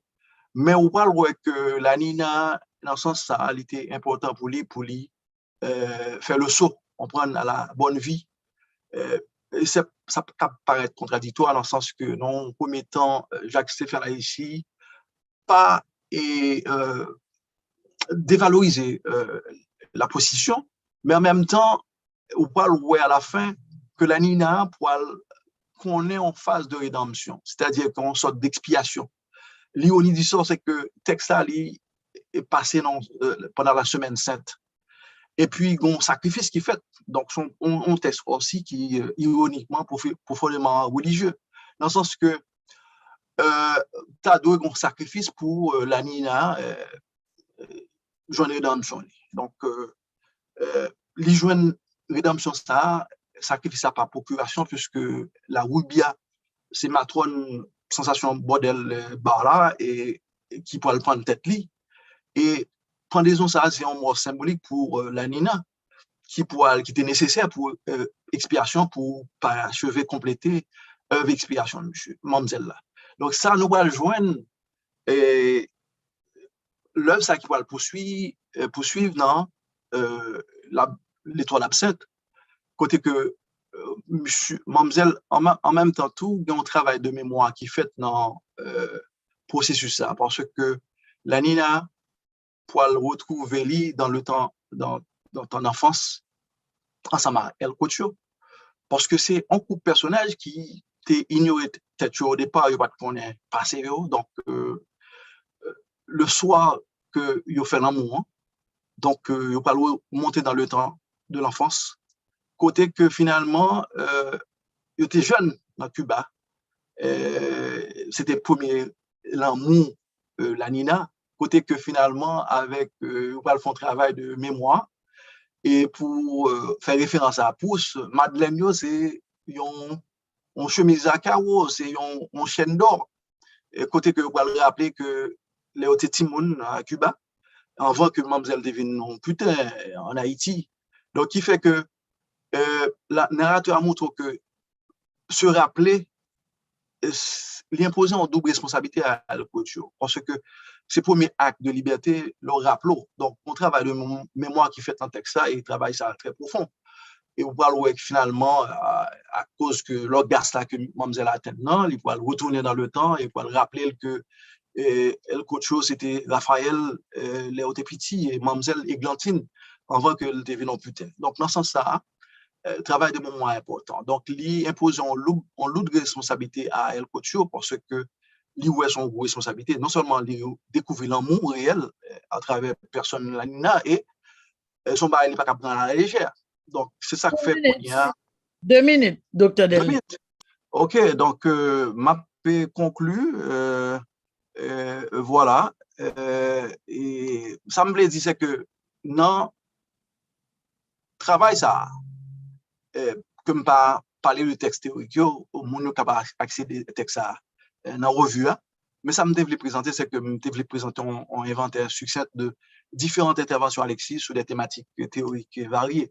Dans la deuxième partie, ça me devait tenter faire, c'est explorer façon que thématique ça yo appliqué traduit dans 3 romans Alexis ça yo. Non, étoile absente, il peut continuer œuvre ça, de rédemption ça, côté que mademoiselle, il pas même mon nom, il pourrait investir tout comme il était joint, il était accumulé dans position, sensation bas là, pour l'investir dans transaction avec un nouveau partenaire, c'est lui, chéri, qui peut aller dans la grande saline pour aller dans le commerce sel. Donc, il fait que, on va voir que Nina peut constituer un aide-bonheur pour l'autre monde, pour prendre défense monde, pour participer à la vie monde, contre ces livres, et parce que qui sont monde qui aiment l'argent, qui mettent toujours au côté de profit, alors que la Nina peut le camper pour le dire que ça doit aussi suspendre, c'est-à-dire qu'il faut nous accepter, compenser, et Marie Sarah qui est blessé dans naufrage, parce que bon naufrage qui fait, bon tempête, et puis la Nina pour le transformer, métamorphoser pour le continuer, donc qui fait que bel amour maintenant pour vraiment matérialiser, pour montrer que finalement, il faut toujours du côté monde qui a souffert, ou pas cap toujours du côté des carnivores, des omnivores. Donc c'est ça que dans la deuxième partie, je voulais montrer que côté que la Nina a retrouvé le grand amour, et puis à travers l'orgasme, et puis c'est ça qui est expliqué à projet région dilemme narratif ça. Donc je pense que créer libérateur orgasme que mademoiselle retrouve là, les bons bagages qui anodin, qui insignifiant, est vraiment important parce que ça va permettre de découvrir qui monde que lié au départ avant de tomber dans la position, mais plus que la fête de sens que vous retrouvez, qui fait qu'il atteint orgasme, mais ça me dit que même j'ai retrouvé avec professeur Zingo, c'est que la Nina, c'est la grande métaphore d'Haïti et la Caraïbe en général, pour reprendre une formule de Raoul Labuchin. Donc, l'orgasme de la Nina, c'est l'y annoncer grande future révolution haïtienne et grande réjouissance caribéen, pan-caribéen. Donc, dans ce sens-là, espace d'enseignement sont éloges à la vie, à la vie ordinaire des gens, même genre Lionel Trouillot fait un roman éponyme créé La Belle Amour humaine en hommage à Jacques Stéphane Alexis. Dans ce sens-là, je pense que tout personnage, que ce soit Roumel, que ce soit Michel, El Cocho, la Nina, ils répondent aux questions que Lionel posait au départ, un roman là comme une question thèse, qui usage nous fait de présence nous au monde. C'est d'abord action nous, geste nous et tout ce que ça ne m'a pas accompli de vivre en nous pour que, malgré l'imperfection nous, pour nous capables de dire honneur à la vie, au rythme de partage, communiquer la douceur de la hâte et participer à la marche en avant de la belle amour humaine. Donc, dans le contexte de célébration... Merci. I'm sorry, Claudie.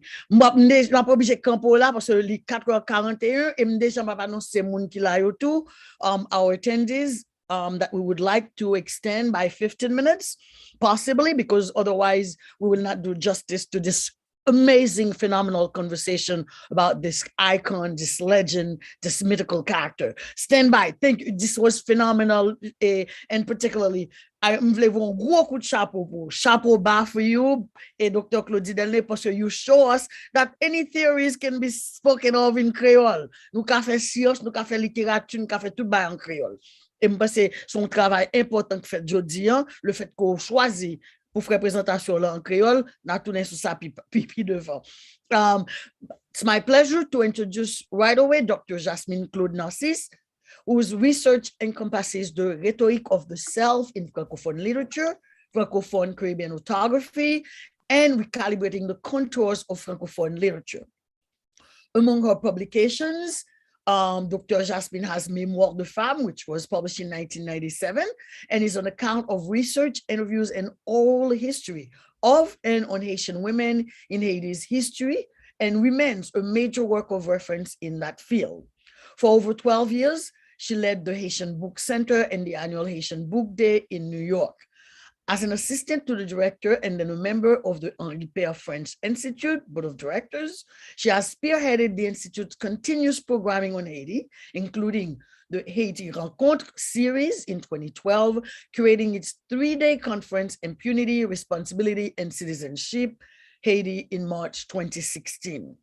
As a professional educator in the field of second language acquisition in French and Francophone literature, she was a full visiting instructor at your college in Queensborough Community College, and has taught at multiple campuses of CUNY, developing the Creole language program at York, and she now works in secondary education.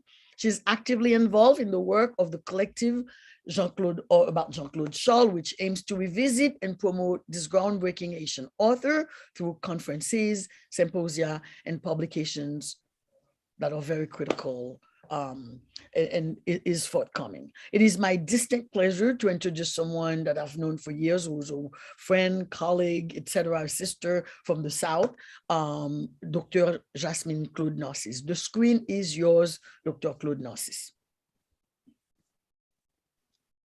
Sorry, I didn't realize I didn't unmute myself. Thank you so very much, Dr. Sarah, for this generous introduction. But thank you mostly for your work on dissemination of our culture globally. I am honored today to be invited and to be given the opportunity to contribute even so lightly to the work of the Institute along my distinguished friends and colleagues. Today is going to be a great day in my head, in my memory. I won't forget that. In fact, it would be such a challenge to add anything meaningful after your extensive publications, friends. I was like, my jaw dropped, and I told myself, how am I going to be able to do that? But luckily for me, I'm going to narrow down with a discussion on one short story of Alexis. So the title of my presentation is going to be Non-Marvelous Realism in Chronique d'un Faux Amour of Jacques and Alexis, ? And the sub-question is, more precisely, does the narrative of Chronique d'un Faux Amour support or flout Alexis' marvelous realism? I didn't answer the question. So it's going to be yours to do. So Chronique d'un Faux Amour is the longest of the short stories that compose Alexis' volume Romancero aux Étoiles. Alexis, that is Alexis' last work of fiction that was published in 1960, actually a little months before he got assassinated, and undoubtedly his most playful one. In fact, Georges Anglade claimed Romancero aux Étoiles in the lineage of l'audience, but that's another debate, another discussion. Romancero aux Étoiles recreates the fortuitous encounter of a man self-identified in the volume as a young pied poudré, a vagrant, with an old, ageless man, the legendary Le Vieux Vent Caraïbe, the old Caribbean wind himself, and their eventual confabulation, broken into multiple small stories they entertain themselves with. So the back and forth telling stories that encompass Haitian history, all kinds of tales, Bouki and Malice, etc. The length of Chronique d'un Faux Amour forces attention first, as it goes on 48 pages of the volume, while all the other tales of the book are on average 25 pages long. In fact, I have to share my screen with you, and I'm sorry, but I was so busy listening to these friends that I forgot that I need to do that. I can say share here, and I can make that a beautiful presentation from the beginning here. So this is the question title and the subtitle, and we'll go. So yeah, I was saying that it is the longest, but it's not only the only thread that makes it be set apart in this volume. Also noticeable is the fact that Chronique d'un Faux Amour is the only one of the stories where the narrative I is neither the young man or the old Caribbean wind. The narrator is a woman. and the woman happens to be as well the protagonist. Only in Chronique d'un Faux Amour, the form changes. It is introduced in the volume as a journal the nephew, which is the young gentleman, found in the attic of an old house. Because the form is a journal, it is the only story of the volume that is narrated in a completely closed off train of thought of the journal owner. Indeed, to convey the confinement of the woman in her own head and her deafness to the world, Alexis makes a remarkable use of the present tense to navigate two time periods cohabiting in her head. There is a simple present that is used, which is the narrative present, the moment of the journaling itself. That's the plane that depicts the actual situation and state of the woman while she's writing.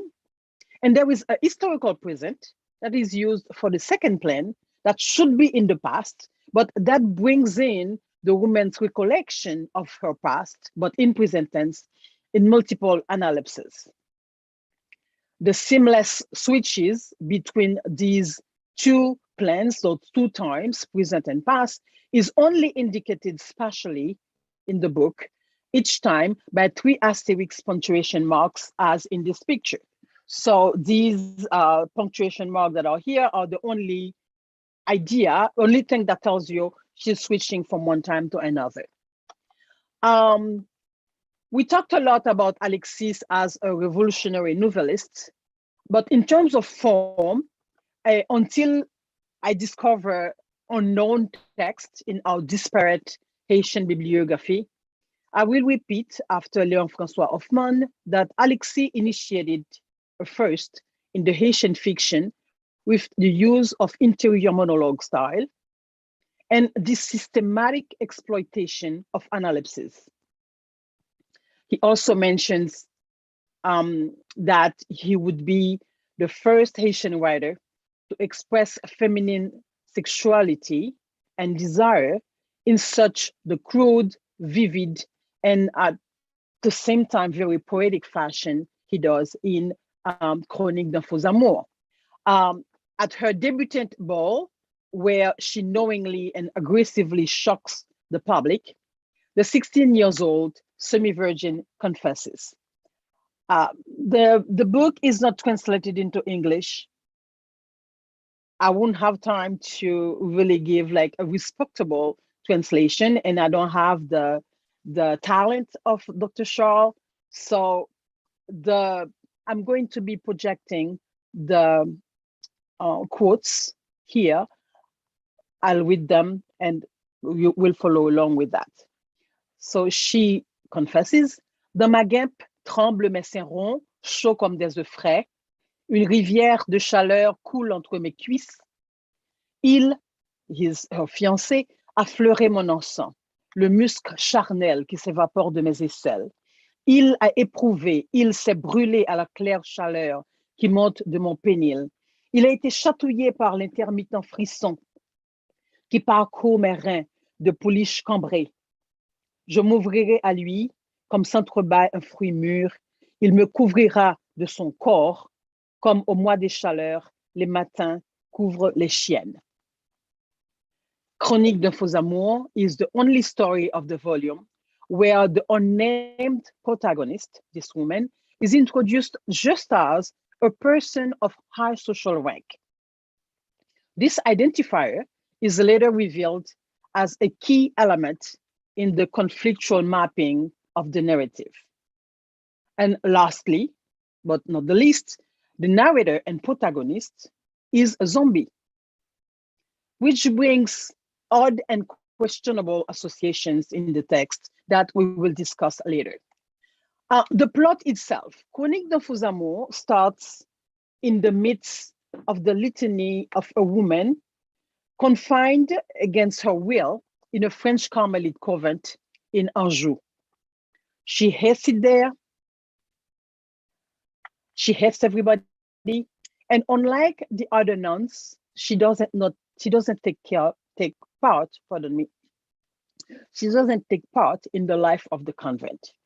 In her cell, where she enclosed herself, her main preoccupation is to keep herself awake, to avoid a dark world of the night that she called the Empire of the Dead, where the Black Baron gallops. L'Empire des Morts où galope le Baron Noir. By her own account, she's been successful at that for the past 6 days by repeatedly knocking a silver spoon she stole in the kitchen on the gold engagement ring her fiancé slid on her finger years ago to disturb the silence of the convent. It's not clear how long she's been in this distorted universe of her mind. She said, voilà 10 ans que je lutte contre le silence. Voilà 10 ans que je lutte contre le sommeil. Je ne veux pas dormir. 10 years in the convent. All we know in terms of chronology is that in the midst of her psychotic crisis, she narrates the short-lived love story and her zombification on the day of their wedding by the problematic adoptive father of her fiancé, who managed to keep her captive at his mercy until his death. Very appealing menu, and to that, the luxuriance of Alexis' style compel a close literary analysis of the text to start approaching the measure of Alexis' narrative genius. We won't do that. Leon Fossa Hoffmann offers some indication on how we could explore the short story, but he didn't go that further. Other studies of the text I come across, they are more interested into thematic and symbolic interpretations, trying to decode possible political stance or hidden messages from the text. One thing that is apparently overlooked is the daring novelty of the psychiatric exploration of the zombie. That was much expected from Alexis, being both a neurologist and a writer. He kind of knew how maybe the brain works for that.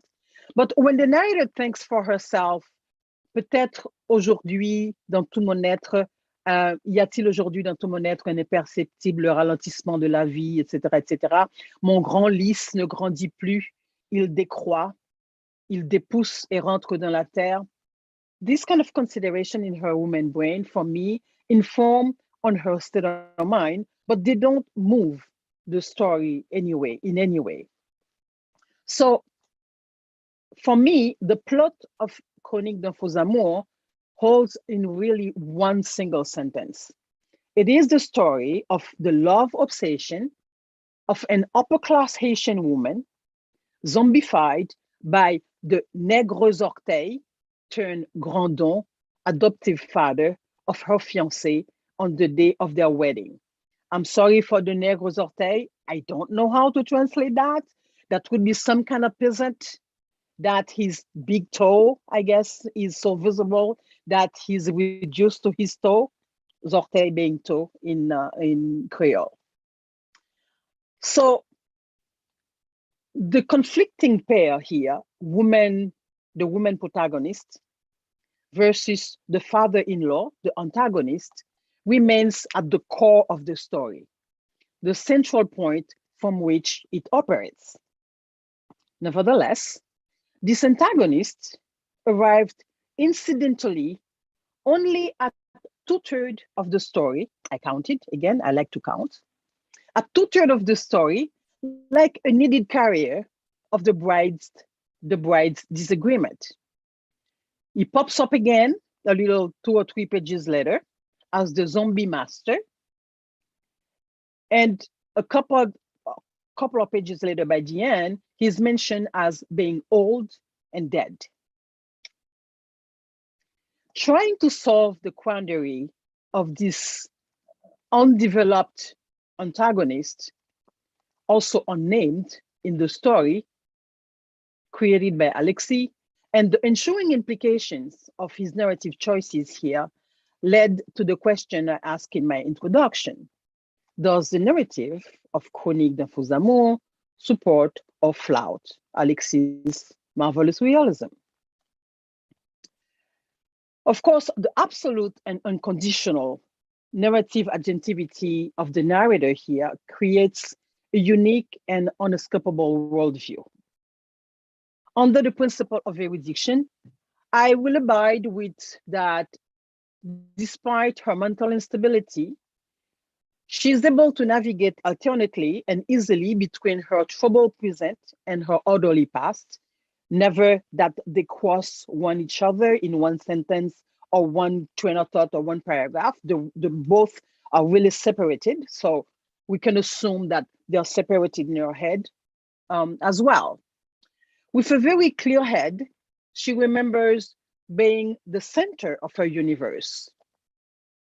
Unapologetic, she naturally opens the door wide on her social class, displays her contempt for her Martiniquez Muka Nani, comments mockingly her father's privilege and the Cercle Bellevue's practices that, of course, her and her father go to, praises the fiancé presented before her.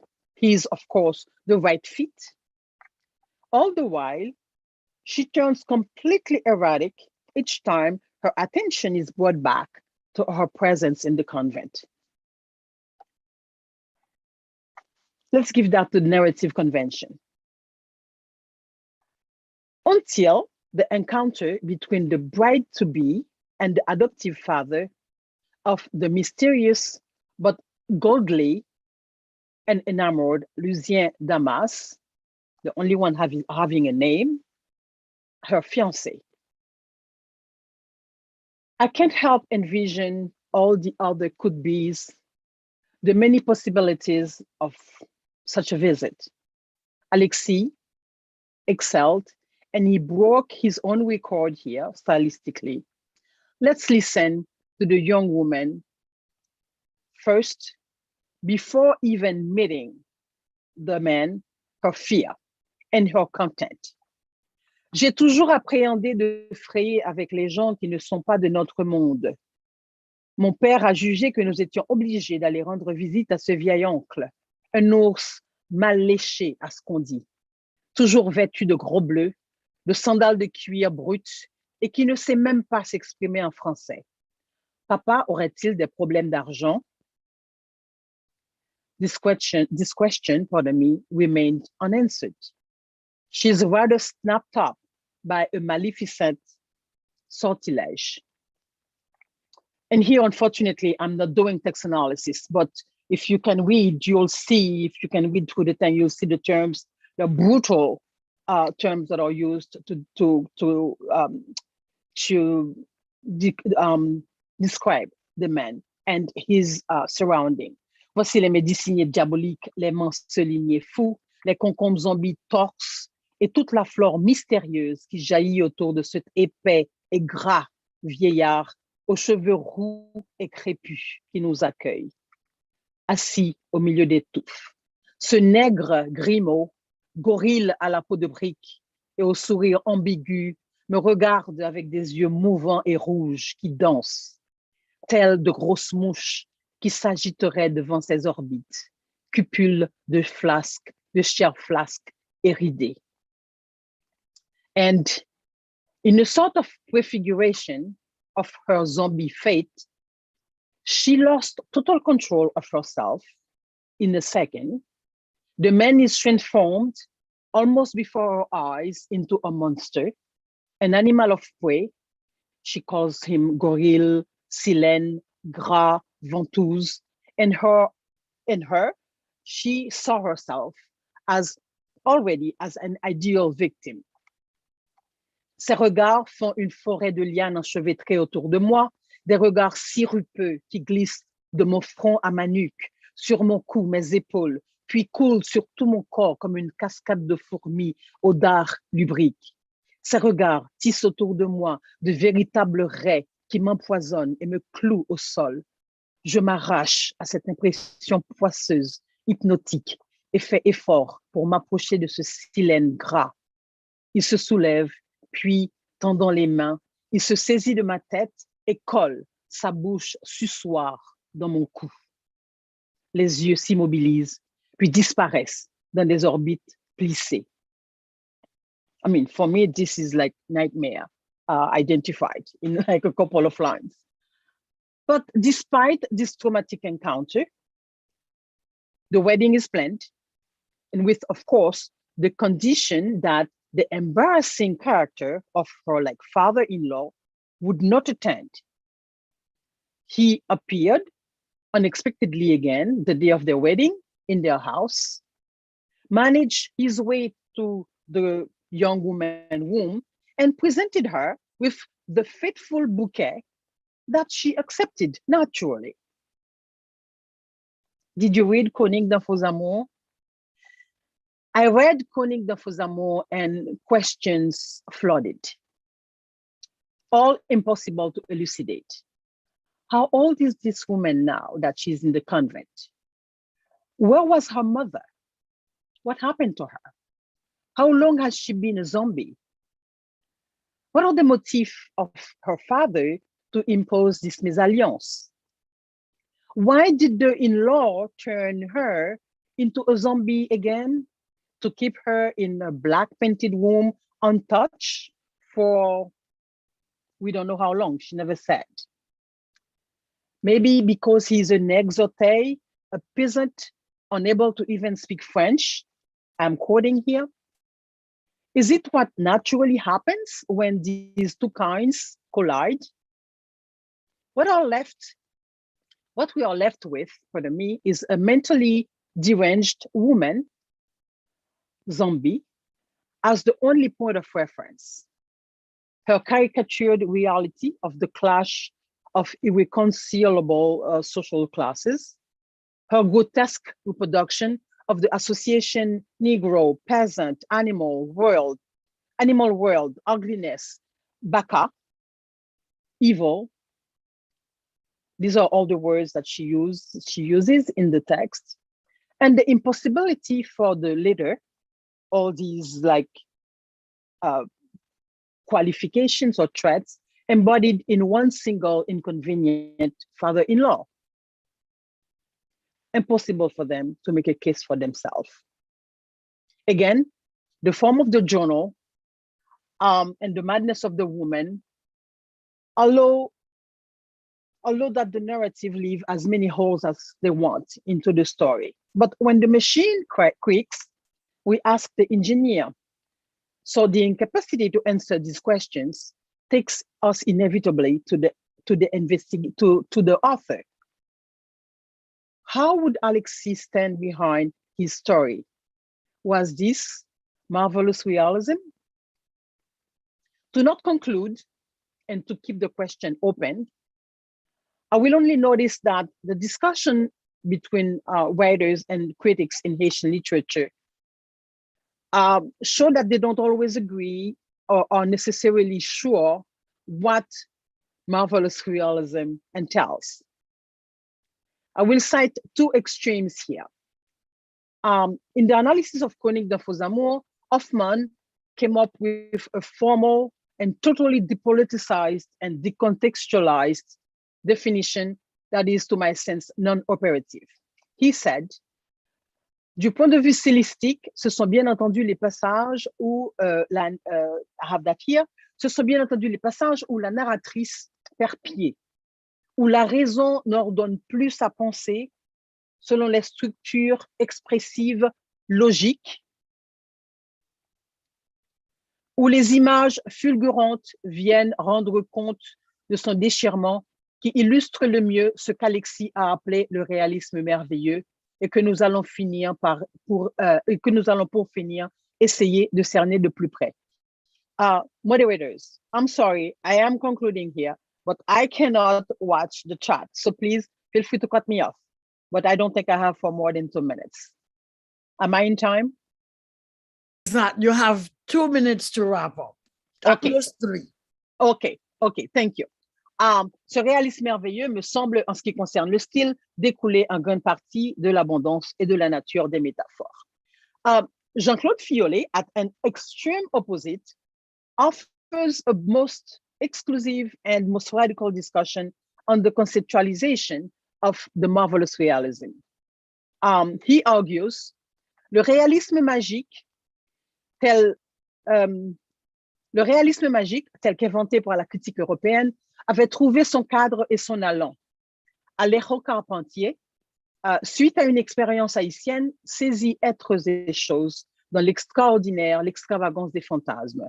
La magie, puisqu'il faut l'appeler ainsi, ou encore plus précisément le merveilleux, tel que Carpentier le conçoit, verse dans la névrose, fixant, sacralisant êtres et choses dans l'intemporalité du dire, dans l'irréalité du vécu. Mostly, he concludes rather on the urgency to augment, enlarge what he calls notre capital de mythologie, especially because, and then Fiolet continues, nous avons eu besoin de mythologie pour survivre dans et à l'enfer colonial, aux dictatures, à la misère, à nos angoisses de peuple, à nos angoisses d'hommes, à nos angoisses d'être. Nous survivrons, nous continuerons de survivre en créant à chaque nouvelle circonstance de nouvelles mythologies. And my last really couple of sentences here. For my part, in Alexis du réalisme merveilleux des Haïtiens, I see a concept taking shape, trying to find the words to express itself. Mostly a thought in process, opening a way through our créolité. Interesting side note, Alexis never mentioned the word créolité in his text, but all the lineaments of créolité are articulated in this very presentation of the réalisme merveilleux des Haïtiens. Unfortunately, a thought of Alexis at that stage, for me, for what I think, is still too attached to the universalist precepts of the Western canon. And I read here, when he says, qu'est-ce donc le merveilleux, sinon l'imagerie dans laquelle un peuple enveloppe son expérience, reflète sa conception du monde et de la vie, sa foi, son espérance, sa confiance en l'homme. Great, I like that. But further, unfortunately, he added, naturellement, il faut toujours faire mieux. Et les combattants d'avant-garde de la culture haïtienne se rendent compte de la nécessité de transcender résolument ce qu'il y a d'irrationnel, ce qu'il y a d'irrationnel, de mystique et d'animiste dans leur patrimoine national. Mais ils ne croient pas qu'il y a là un problème insoluble. Ils jetteront le vêtement animiste qui cache le noyau réaliste. Ils remettront sur les pieds ceux qui marchent trop souvent sur la tête. But do the people think of their life, their culture, their reality as marvelous, animist, and mystical? Do the people want, need to change those traits of their cultural patrimony? Change by whom? And who are the people anyway? In his most recent nostalgic homage to Alexis, Lionel Trouillot reasserts, and rightly so, the need to not parcel Alexis, the need to keep him whole. And he said, Alexis est un démembré. Il fut beaucoup de choses et il est tout ce qu'il fit dans de multiples domaines. Oui, un démembré. So I will not. But we may need to project his thought further. We will never know if Alexis thought he ever attained his marvelous realism ever, or in a text as Chronique d'un faux amour. I tend to think that with time, and much possibly some decantation, he could be debating today whether or not he did, or even if it is that the question to ask. For if we agree to accept all this as realism, we may ask, what was the marvelous in it? Thank you. Wow, phenomenal. And it's 5:12. I did ask people to stick around and they did. We still have 47 people in the room, plus the 12 of us who are part of the gallery here. So I know people have hung in there because this is an important conversation. And after hearing all of you, I know we're going to have to do Alexis too very soon.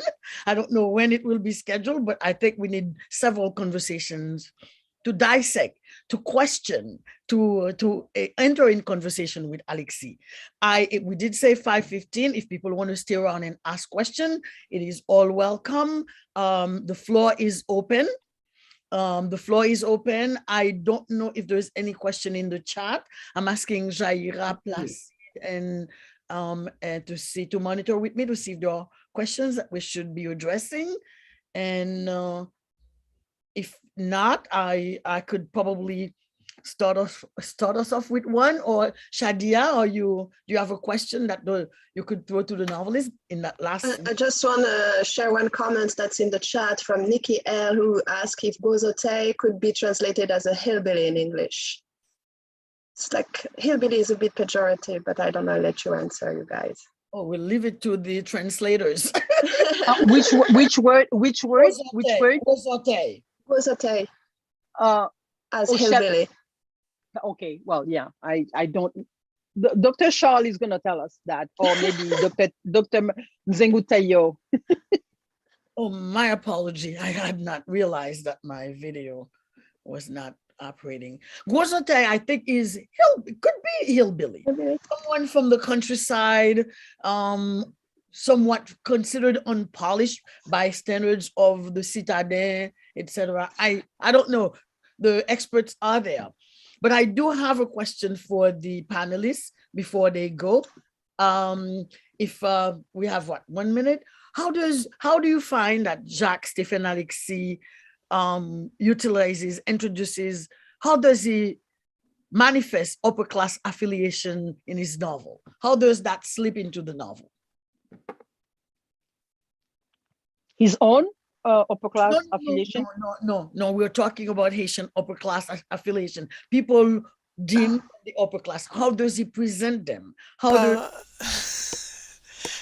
May I go in? Yes, please. I think it is a very violent critical discourse in the two first novels. In Compère Général Soleil and in Les Arbres Musiciens. In Compère Général Soleil, you have the presentation, the description of the wife of the high-ranking officer, the military, and her friends. It is a very acerbic presentation of the upper class women, and particularly the mulatto woman, and also the representation of Madame Borkman in the Compère Général Soleil. I remember teaching my students and commenting on the fact that normally Madame Borkman, who is a businesswoman, would be presented as, an example of women, Haitian women, upper class women being not involved in economic production. All right, but under the pen of Jacques Stéphane Alexis, she's presented as just a kind of she's presented as a kind of profiteering and very repulsive character. And you have the same in Les Arbres Musiciens. The example is the scene at the dinner party at Mademoiselle Desoiseaux, Émilie Desoiseaux, where you have a virulent criticism of the upper class. So this is this, and sometimes I found it kind of ironic, taking into account that he himself was a black bourgeois, Exactly, because you uh, mentioned and uh, and and he married his second wife was from the upper class, and as well. But the I mean the vocabulary that he uses, the way that he describes the upper class, it is very violent and and I would say virulent. If I may add one single line to that, in the Chronique d'un Faux Amour, the way that the way she portrays this woman is like really like there was a lot of distance in that.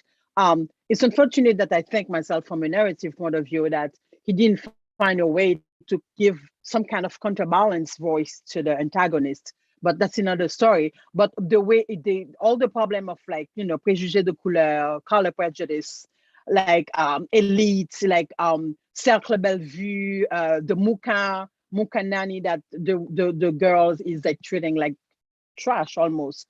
All this is like very shows his distance from these people from this class. I think yes, it's very clear.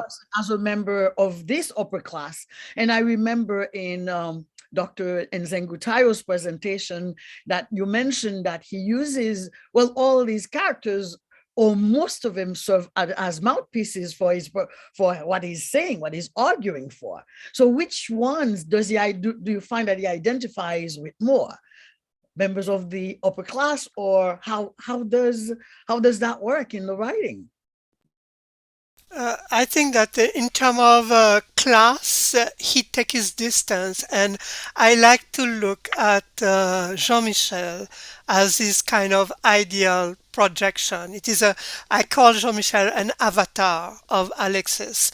And so if you look at, I think I had the reference, the description, the story of Jean-Michel, you would see that even though Alexis himself is a black bourgeois, he sees himself like the origin of Jean-Michel. He presents himself. You can feel the the love that he has in describing the childhood of Jean-Michel, his insertion in the working class area of Post-Marchand, you see that Jean-Michel is a kind of idéal du moi of Alexis. So that even though that he was from the bourgeois, I think that he has a nostalgia of being a kind of working class. Okay, so there's a question from Nikki L.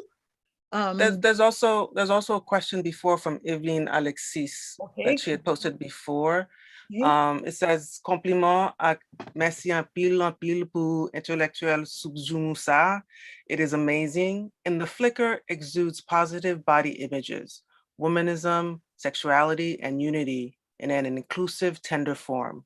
But then there's this drawing down with the Juif slogan. Was the slogan an economic political jab at these people or a spiritual one given the Easter week setting? Merci. Thank you.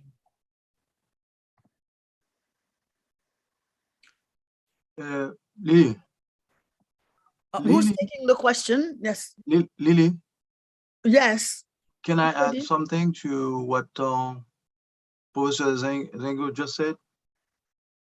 With regard to your question and how Alexis sees the upper classes. That's I think with regard to those who are siding with the masses, I think he has always been sympathetic to them, like Dr. Michel Woumer, and Alexis himself takes sides for the masses, and that's why you see his choice is to talk about the masses to rehabilitate them.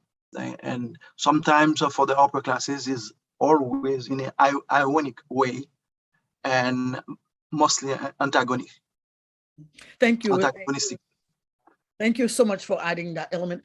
Anyone want to take Evelyn Alexis' question, because it's 5:22. I'm so glad that about 44 people are still in the room, which again indicates and underscores the significance of having that conversation on Alexis' anniversary. He would have been 100 years old today. And of course, his work will remain influential for hundreds of years to come, we hope. And by then we'll have that society that he envisioned already way ahead of where it needs to be. Alexis' question again, do we need to repeat it? Anyone? What's going on? I will read it again. Well, Alexis complimented the panel and said, and I quote, "In the flicker, exudes positive body image, Romanism, sexuality, and unity in an inclusive, tender form." But then there's this jarring down with the Juif slogan. Was the slogan an economic, political jab at these people, or a spiritual one, given the Easter week setting? Anyone? And there's another question further down. We can go through them so that we can wrap up by 5:30 and, say thank you, bow, chapeau bas pour tout le monde qui était yo. Let me add here that indeed the video will be available. You can go back and look at it and share it with friends. And a question about Alexis' assassination from Nikki. Yeah. I've heard over the years that he was stoned to death. Is that true? I never knew until today that his body was never returned to his family.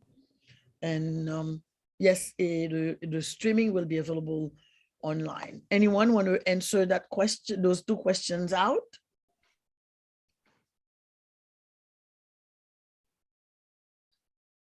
Oh, Jasmine, you're muted. I was muted. I'm sorry. Yeah, Lily, I cannot, because I don't have the text in front of me, I cannot look to see this, but what I always understood with the Juif, the term Juif I feel like it's something in Haiti that is used in Creole, not to really take on Jewish people per se, but to speak about a certain, how can I say, people who are like exploiting, people in commerce, who are exploiting like other people and who are like really close to money and everything. I know that there is some kind of stigma there, but I do not think there was any spiritual take on that personally. But this is my personal view on that, unless any other panelist here or anyone else has another view. As for the assassination of Jacques-Stéphane Alexis, there is this book that Jean-Pierre Richard Narcisse published that is really an extensive survey, I would say, on Alexis' death.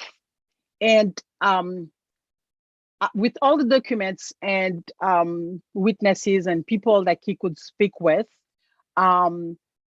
Alexis would be assassinated by François Duvalier himself at Fort Dimanche, because there were people who he sent people to over there, to wherever he was in Mont Saint Nicolas, I don't know where you think. He sent people over there to pick up Alexis.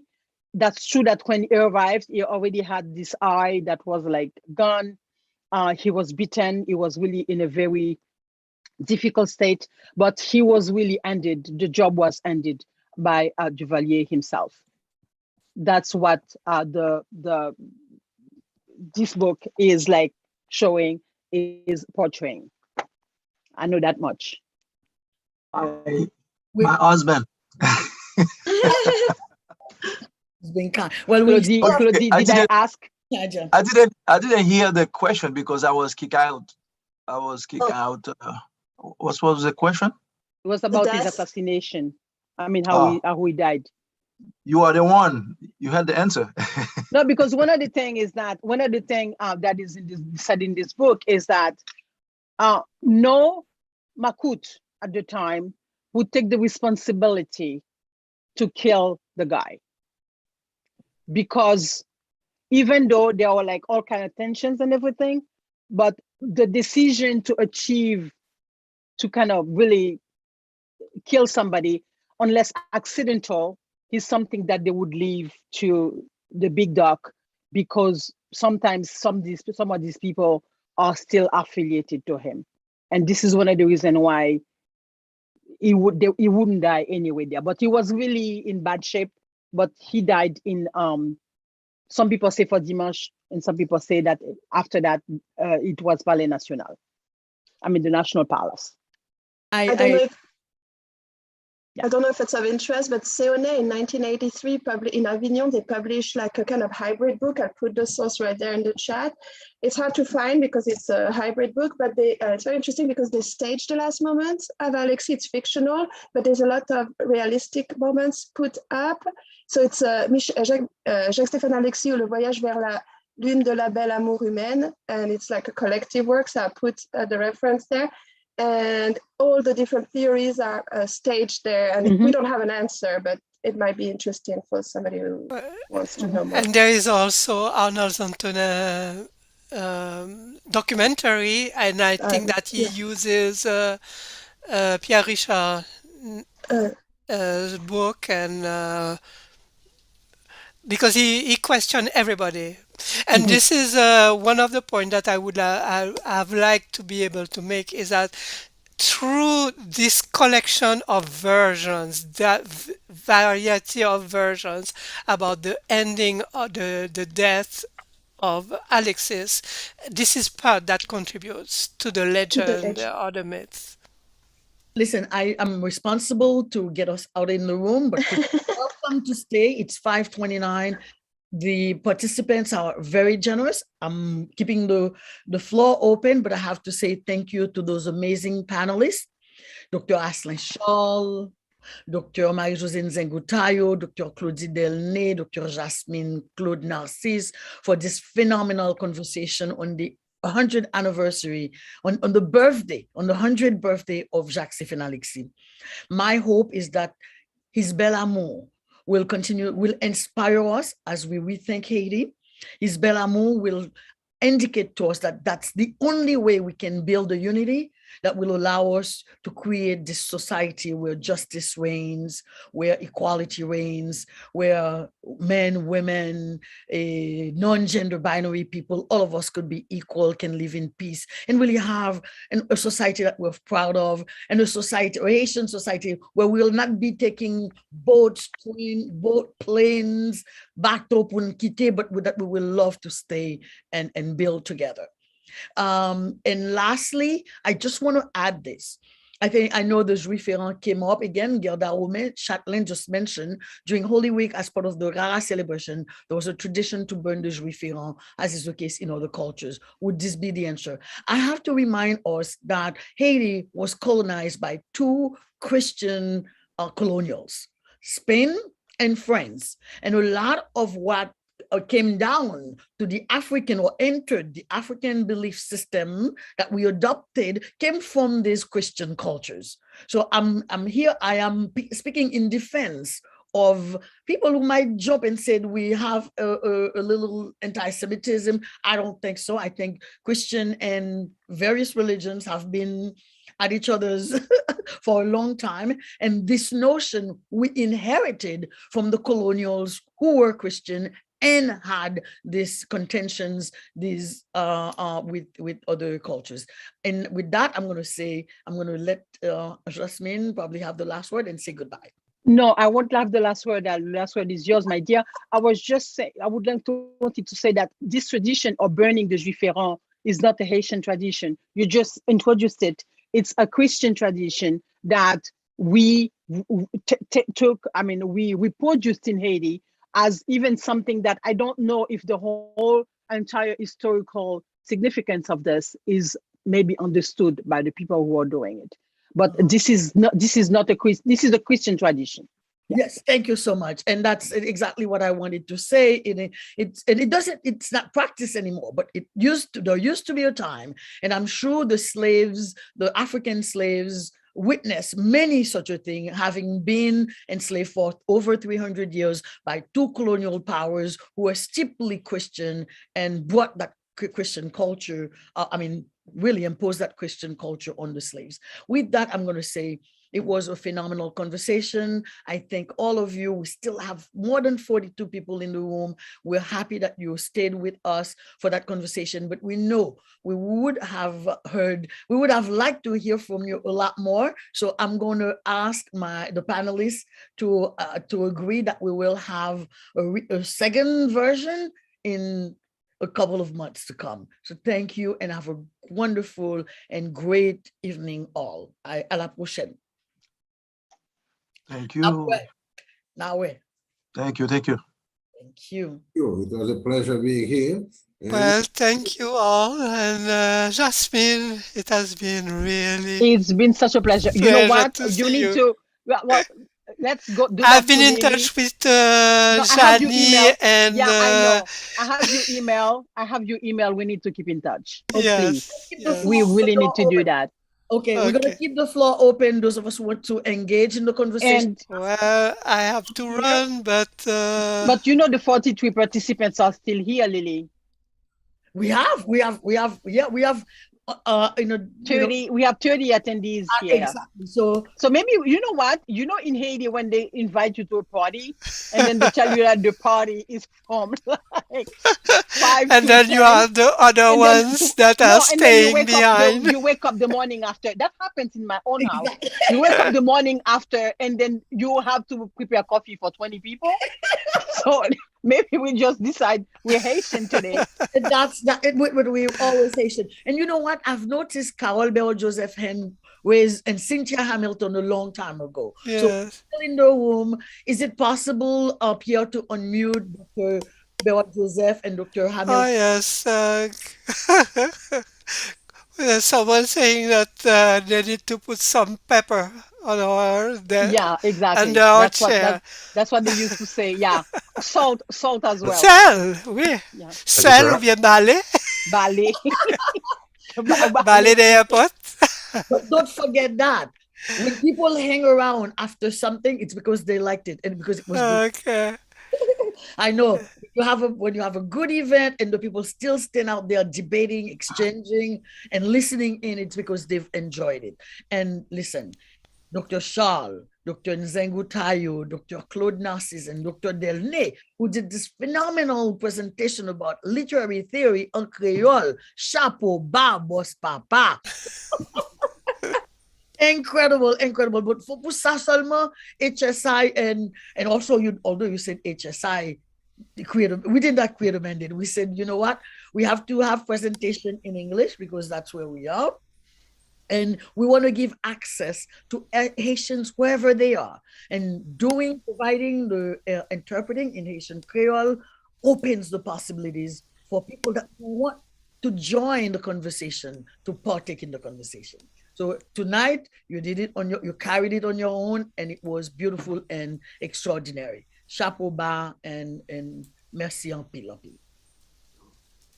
Dr. Joseph, you still have the question? Should I go to the chat and see? We have 24 people in the room still, and acknowledging a few people. I see Lucien Joseph. Yeah, I see many names that I know. And I really thank you. I thank you so much, friends, to be there. I mean, I've been organizing events on Zoom, both for scholars and then things. I mean, that was a full success. I'm sorry. Having like in Friday afternoon at that time, having like 40 people on the Zoom webinar. Hey, who are you, Dr. Sarah? No. It's who is Jacques Stéphane Alexis, a legend, as you all said, an icon, a myth, someone who will remain influential in the literary circle. And as Aslan will translate a couple of texts, we will hear more. All of you. I challenge you. Okay, so you're already committed. Marie-Josée Nzengu Tayo, Claudie, Claudie and Jasmine, all of you working as translators. We need, of course, the beautiful collaboration between Carol Coates and Edwidge Dantica was phenomenal. And I think translation is like, it's like hard. I started translating those quotes. I could not finish. That's why I took them off and I said, I cannot have like half of the quotes translated and then the rest of it not. But it's so hard. I mean, especially people like Alexis. Like, how do you translate this man? I mean, Dr. Charles maybe should do some seminar. Dr. Charles, would you do, is he still here? Yes, he's still here. Jasmine. Yeah. While you're on translation, maybe for those other translators. Dr. Shaw? Yes? No, I said maybe you should do some seminar for us on how to translate Jacques and Alexis. Right. Oh, and that's coming up. We will make sure that Dr. Charles is able to come and organize a seminar in translation. Go ahead, Dr. It would be a pleasure. I did.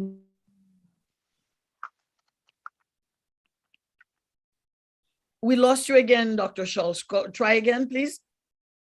My presentation on Alexis, and in the process, in fact, I did translate quite a bit of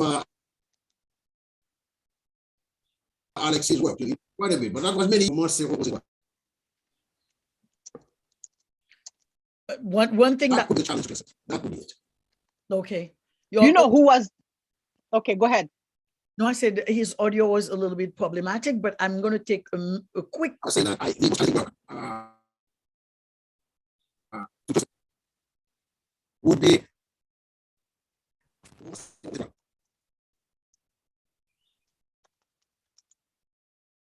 so the audio is giving him a little problem. I'm going to speaking in terms of the way Alexis handles the language, and we put the time.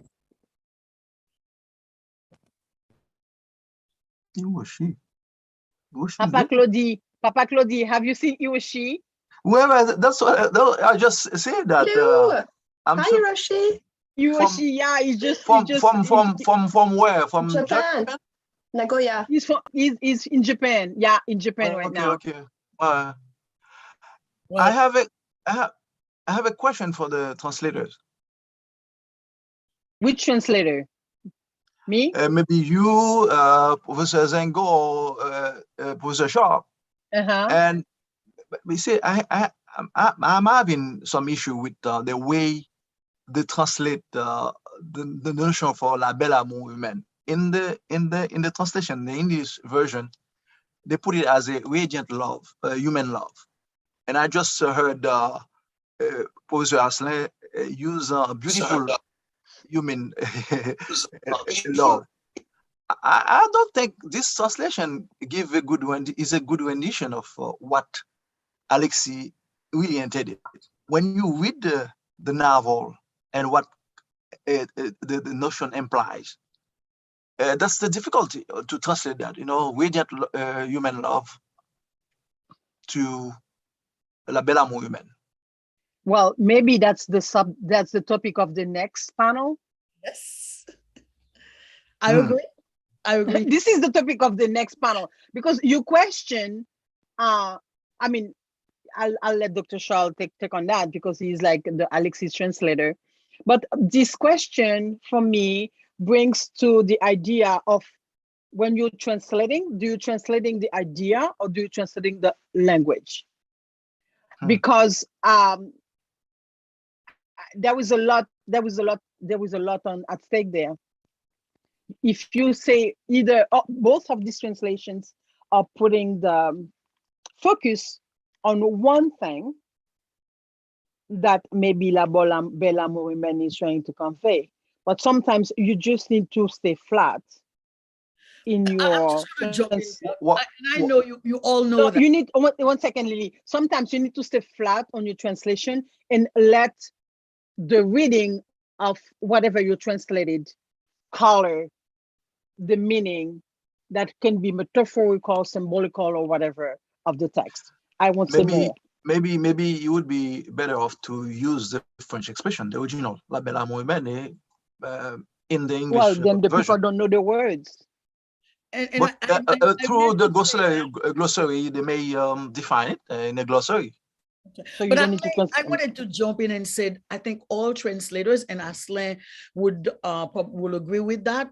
We know the act of translating is a betrayal, is an act of betrayal. Traduire is trahir.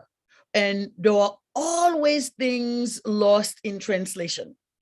And the reason why, and that's why sometimes we have to take translation with a grain of salt. And you all can, can then make your argument for that.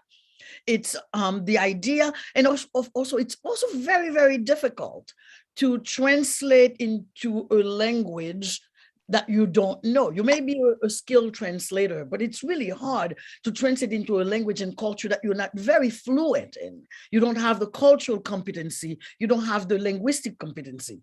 And I think Jasmine and I very recently had that conversation. There are some Haitian writers that you read, and you clearly see that you're hearing Creole. You're reading in English, but you're hearing Creole. You're reading in French, but you're reading Creole. And I think Jacques and Alexis, in some instances, comes to us just like this, in which Dantica comes that way as well. And many, many others. I myself, when I tackle fiction and I read or I hear, I ask comment from non-Haitian Creole speakers, they would say, you can hear the Creole flavor and seasoning in the text that you're reading that's in English. So I guess it's a very difficult job to be an interpreter, to be a translator. It's not easy. And we know that we lose a lot of things. That's all I can say. We still have 22 people in the room. So, and let me see if and you know what it is. As a host, you cannot go anywhere. Yeah, exactly. Yes. You need to wait until everyone. Yes. Your last guest is out. Even when you're tired, when you give a dinner party. That's your problem. That's your problem. No one is asking you to give a party. It's it's like you have to wait until you're very last, and you have to be Mr. Delnay, I don't see your phone number. Can you send your phone number to me, because I need to tell you something, but by respect to the audience, I need to tell you that on your text message. Okay.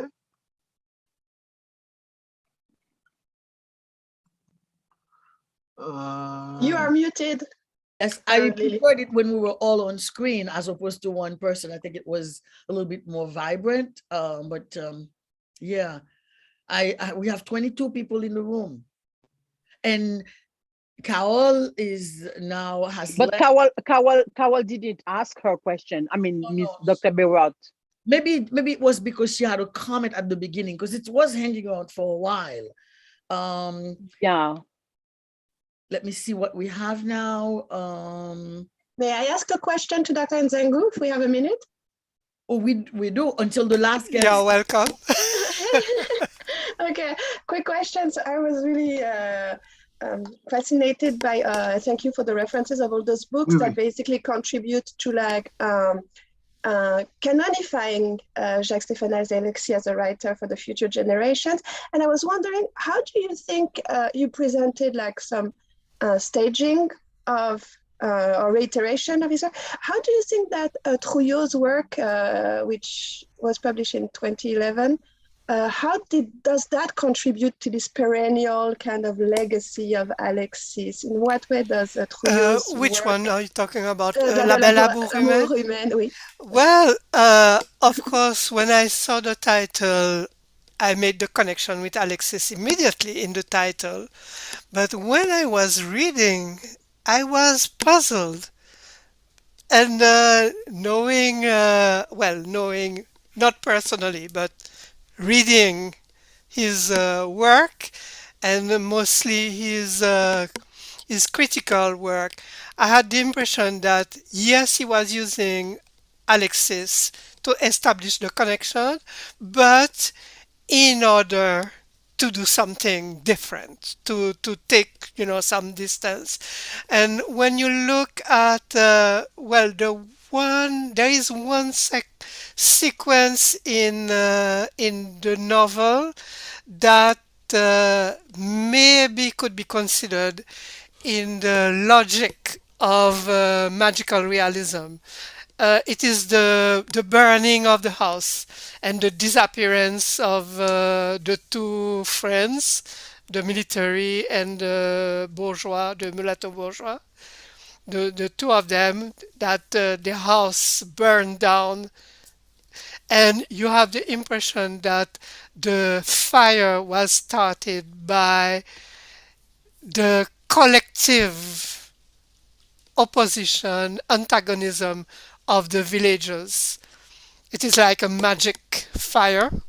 So I think that this is really, in terms of, fiction, it is the only direct connection with magical realism. But in fact, for Alexis, for Trouillot, okay, yes, Alexis is this great man, etc., etc. But we have to take other paths. We have to explore other paths. Maybe I am putting too much, but from reading Lionel Trouillot and having heard him also, I think it is this kind of attitude. Yes, I recognize the exceptional nature of Alexis, but well, I have to explore other ways, and so this is this kind of respect. But okay, goodbye, bonjour, and goodbye. Merci, thank you. Thank you. I'm going to take a minute to say, Nikki mentioned in the chat, it is such an interesting conversation. People, including myself, will say until you put enough sel and poivre under our chairs or turn the show upside down so that we will leave. But I would be remiss if I did not take a minute as well to mention, to say our thanks, our heartfelt thanks to the folks at Espace Creole who organized the interpreters and was able to give access to the folks who wanted to enjoy this conference in Haitian Creole, even if they spoke English. So thank you to all the team at Espace Creole, Yves Raymond, Ménès Desjoie, and all the others that they've assembled to do this phenomenal work. I have to also thank a Haitian radio TV station, Haitiana, Radio TV Haitiana, excuse me, Radio TV Haitiana, with our friend and colleague, the famed bibliothécaire Jean Refusé, who streamed this live around the world, which means there were people in Haiti listening to us and people all over Europe and other places in Asia listening to us, hopefully Asia, Africa, and elsewhere. But we know for sure we learn in Haiti, in a few places in Haiti and other places in throughout Latin America and elsewhere. So thank you to these folks for their contribution, their assistance, and to my staff, I want to say a big thank you. Kirill Kaminen, who was with us from 3 o'clock, from 2:30 to now, and Pierre Gédéon, the two technicians, the two people who know technology best on the team and has facilitated the webinar transmission in this conversation, this amazing conversation that we've been able to do today on the 100th anniversary of Jacques, Stéphane, Alexis. Be much cheerful, Claudie. L'on fait comme ça, je passe au triste, et je connais pas triste, because you just a phenomenal presentation. Mais l'on fait comme ça, I'm like, oh. Anyway. No, I'm listening. Okay, great. Believe it or not, we still have 19 people in the room. And I don't know if Cynthia Hamilton is still with us or her hands up, and we would enjoy her questions. She could put it in the chat, and we will, one of us will address it. But yes. I've seen in the chat, Shalom Pierre. Yes. I think he put a few remarks. I think he is a specialist of Alexis. Okay. He has a thesis on Alexis. Okay. Maybe I don't know if he has question, but I read some of his comments. Okay. I don't know. I see the very last one. I don't know if there were any earlier ones. And at this point, I'm going to ask my technician if they want to unmute. I don't know. It's up to the panelists if they want to unmute certain folks to participate in the conversation or just keep putting things in the chat. Mm-hmm. Well, at this stage, maybe you could unmute them because really it is the last. Okay. Okay. So I guess they're listening.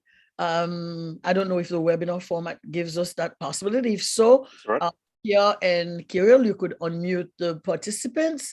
Yeah. And they can raise their hands, and then thank you, Pierre. And then we can give them the floor to make comments and continue the conversation. But officially, the conference is over, and I'm thrilled that we achieved this. And I can't wait for round 2. That's right. Miss Cynthia, you're able to talk about it, Miss Cynthia. You just have to unmute yourself. We'll give you permission to talk. Okay. And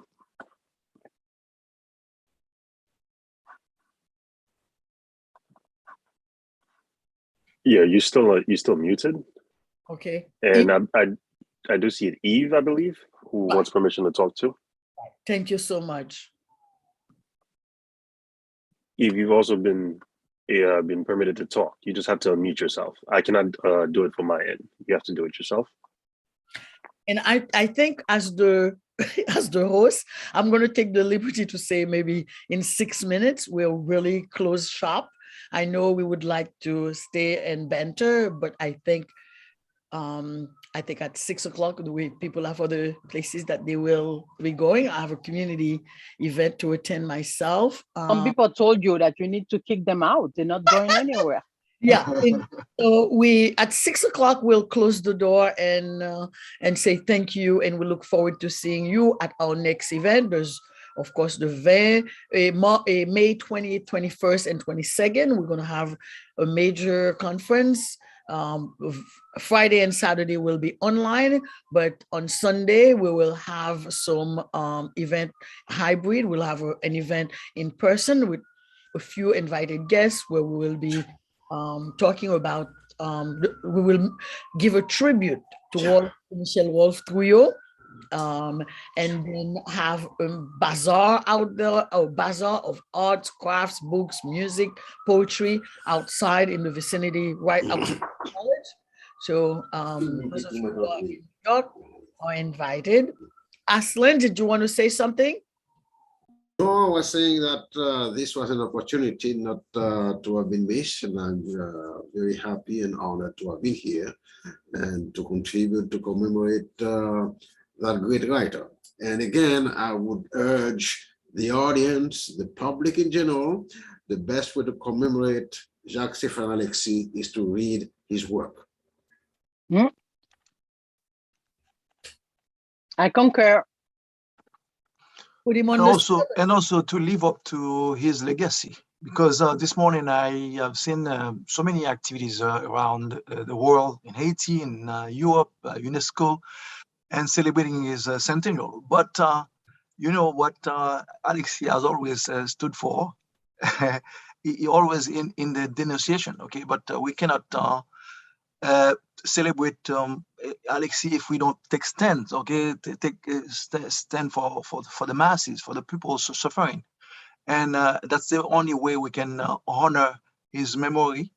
And people, when he talk about prostitution, you know, it's a question of degree. You have an intellectual prostitute, you know, and people making part to dictators, and you know, we have to live up to his legacy and stand for the right for people suffering, and that's the way we can honor it. Anytime we do that, we assassinate him again, you know, and by flirting with the power, you know.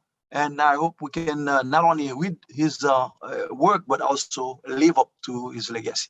Wow.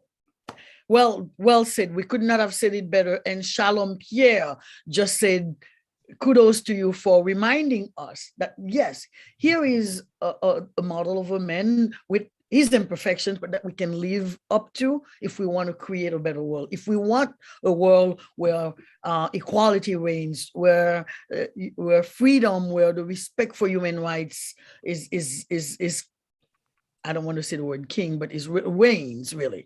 And Shalom Pierre agrees with you that we need to act, not just read him, not just theorize him, not just dissect the characters, but really capture the message in his writing. And Lily, if I could add just one short notice, I think there was something that Marie-Josée was saying at the beginning of her presentation.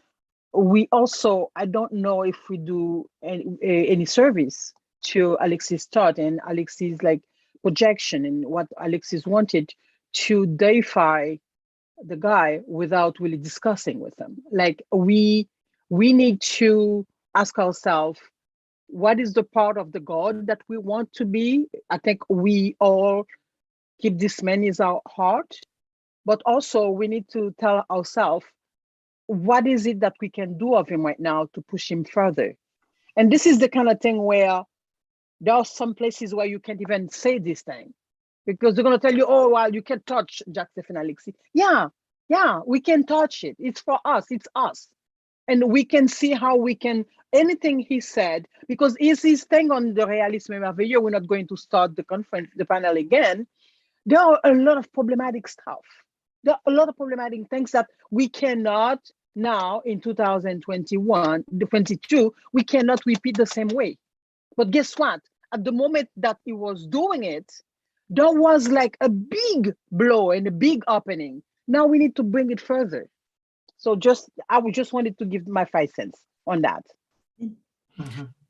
At 6 o'clock, I'm going to lock the door, turn off the lights. 1 minute. I love you all. So, I love you all, friends. Any of the panelists, any last word? Because at 5, it's 5:59. At 6 o'clock, we're going to say goodbye and see you next time. And let's keep the legacy alive, that legacy of Alexis. And thank you so much for reminding us that it's not enough to just read and talk and theorize and analyze Alexis and his work, but really to live to his standards. Good night then. A great weekend to all, and thanks again. Okay. Love you, Lily. Thank you again, and it was a pleasure to see you all. Okay, good luck. Keep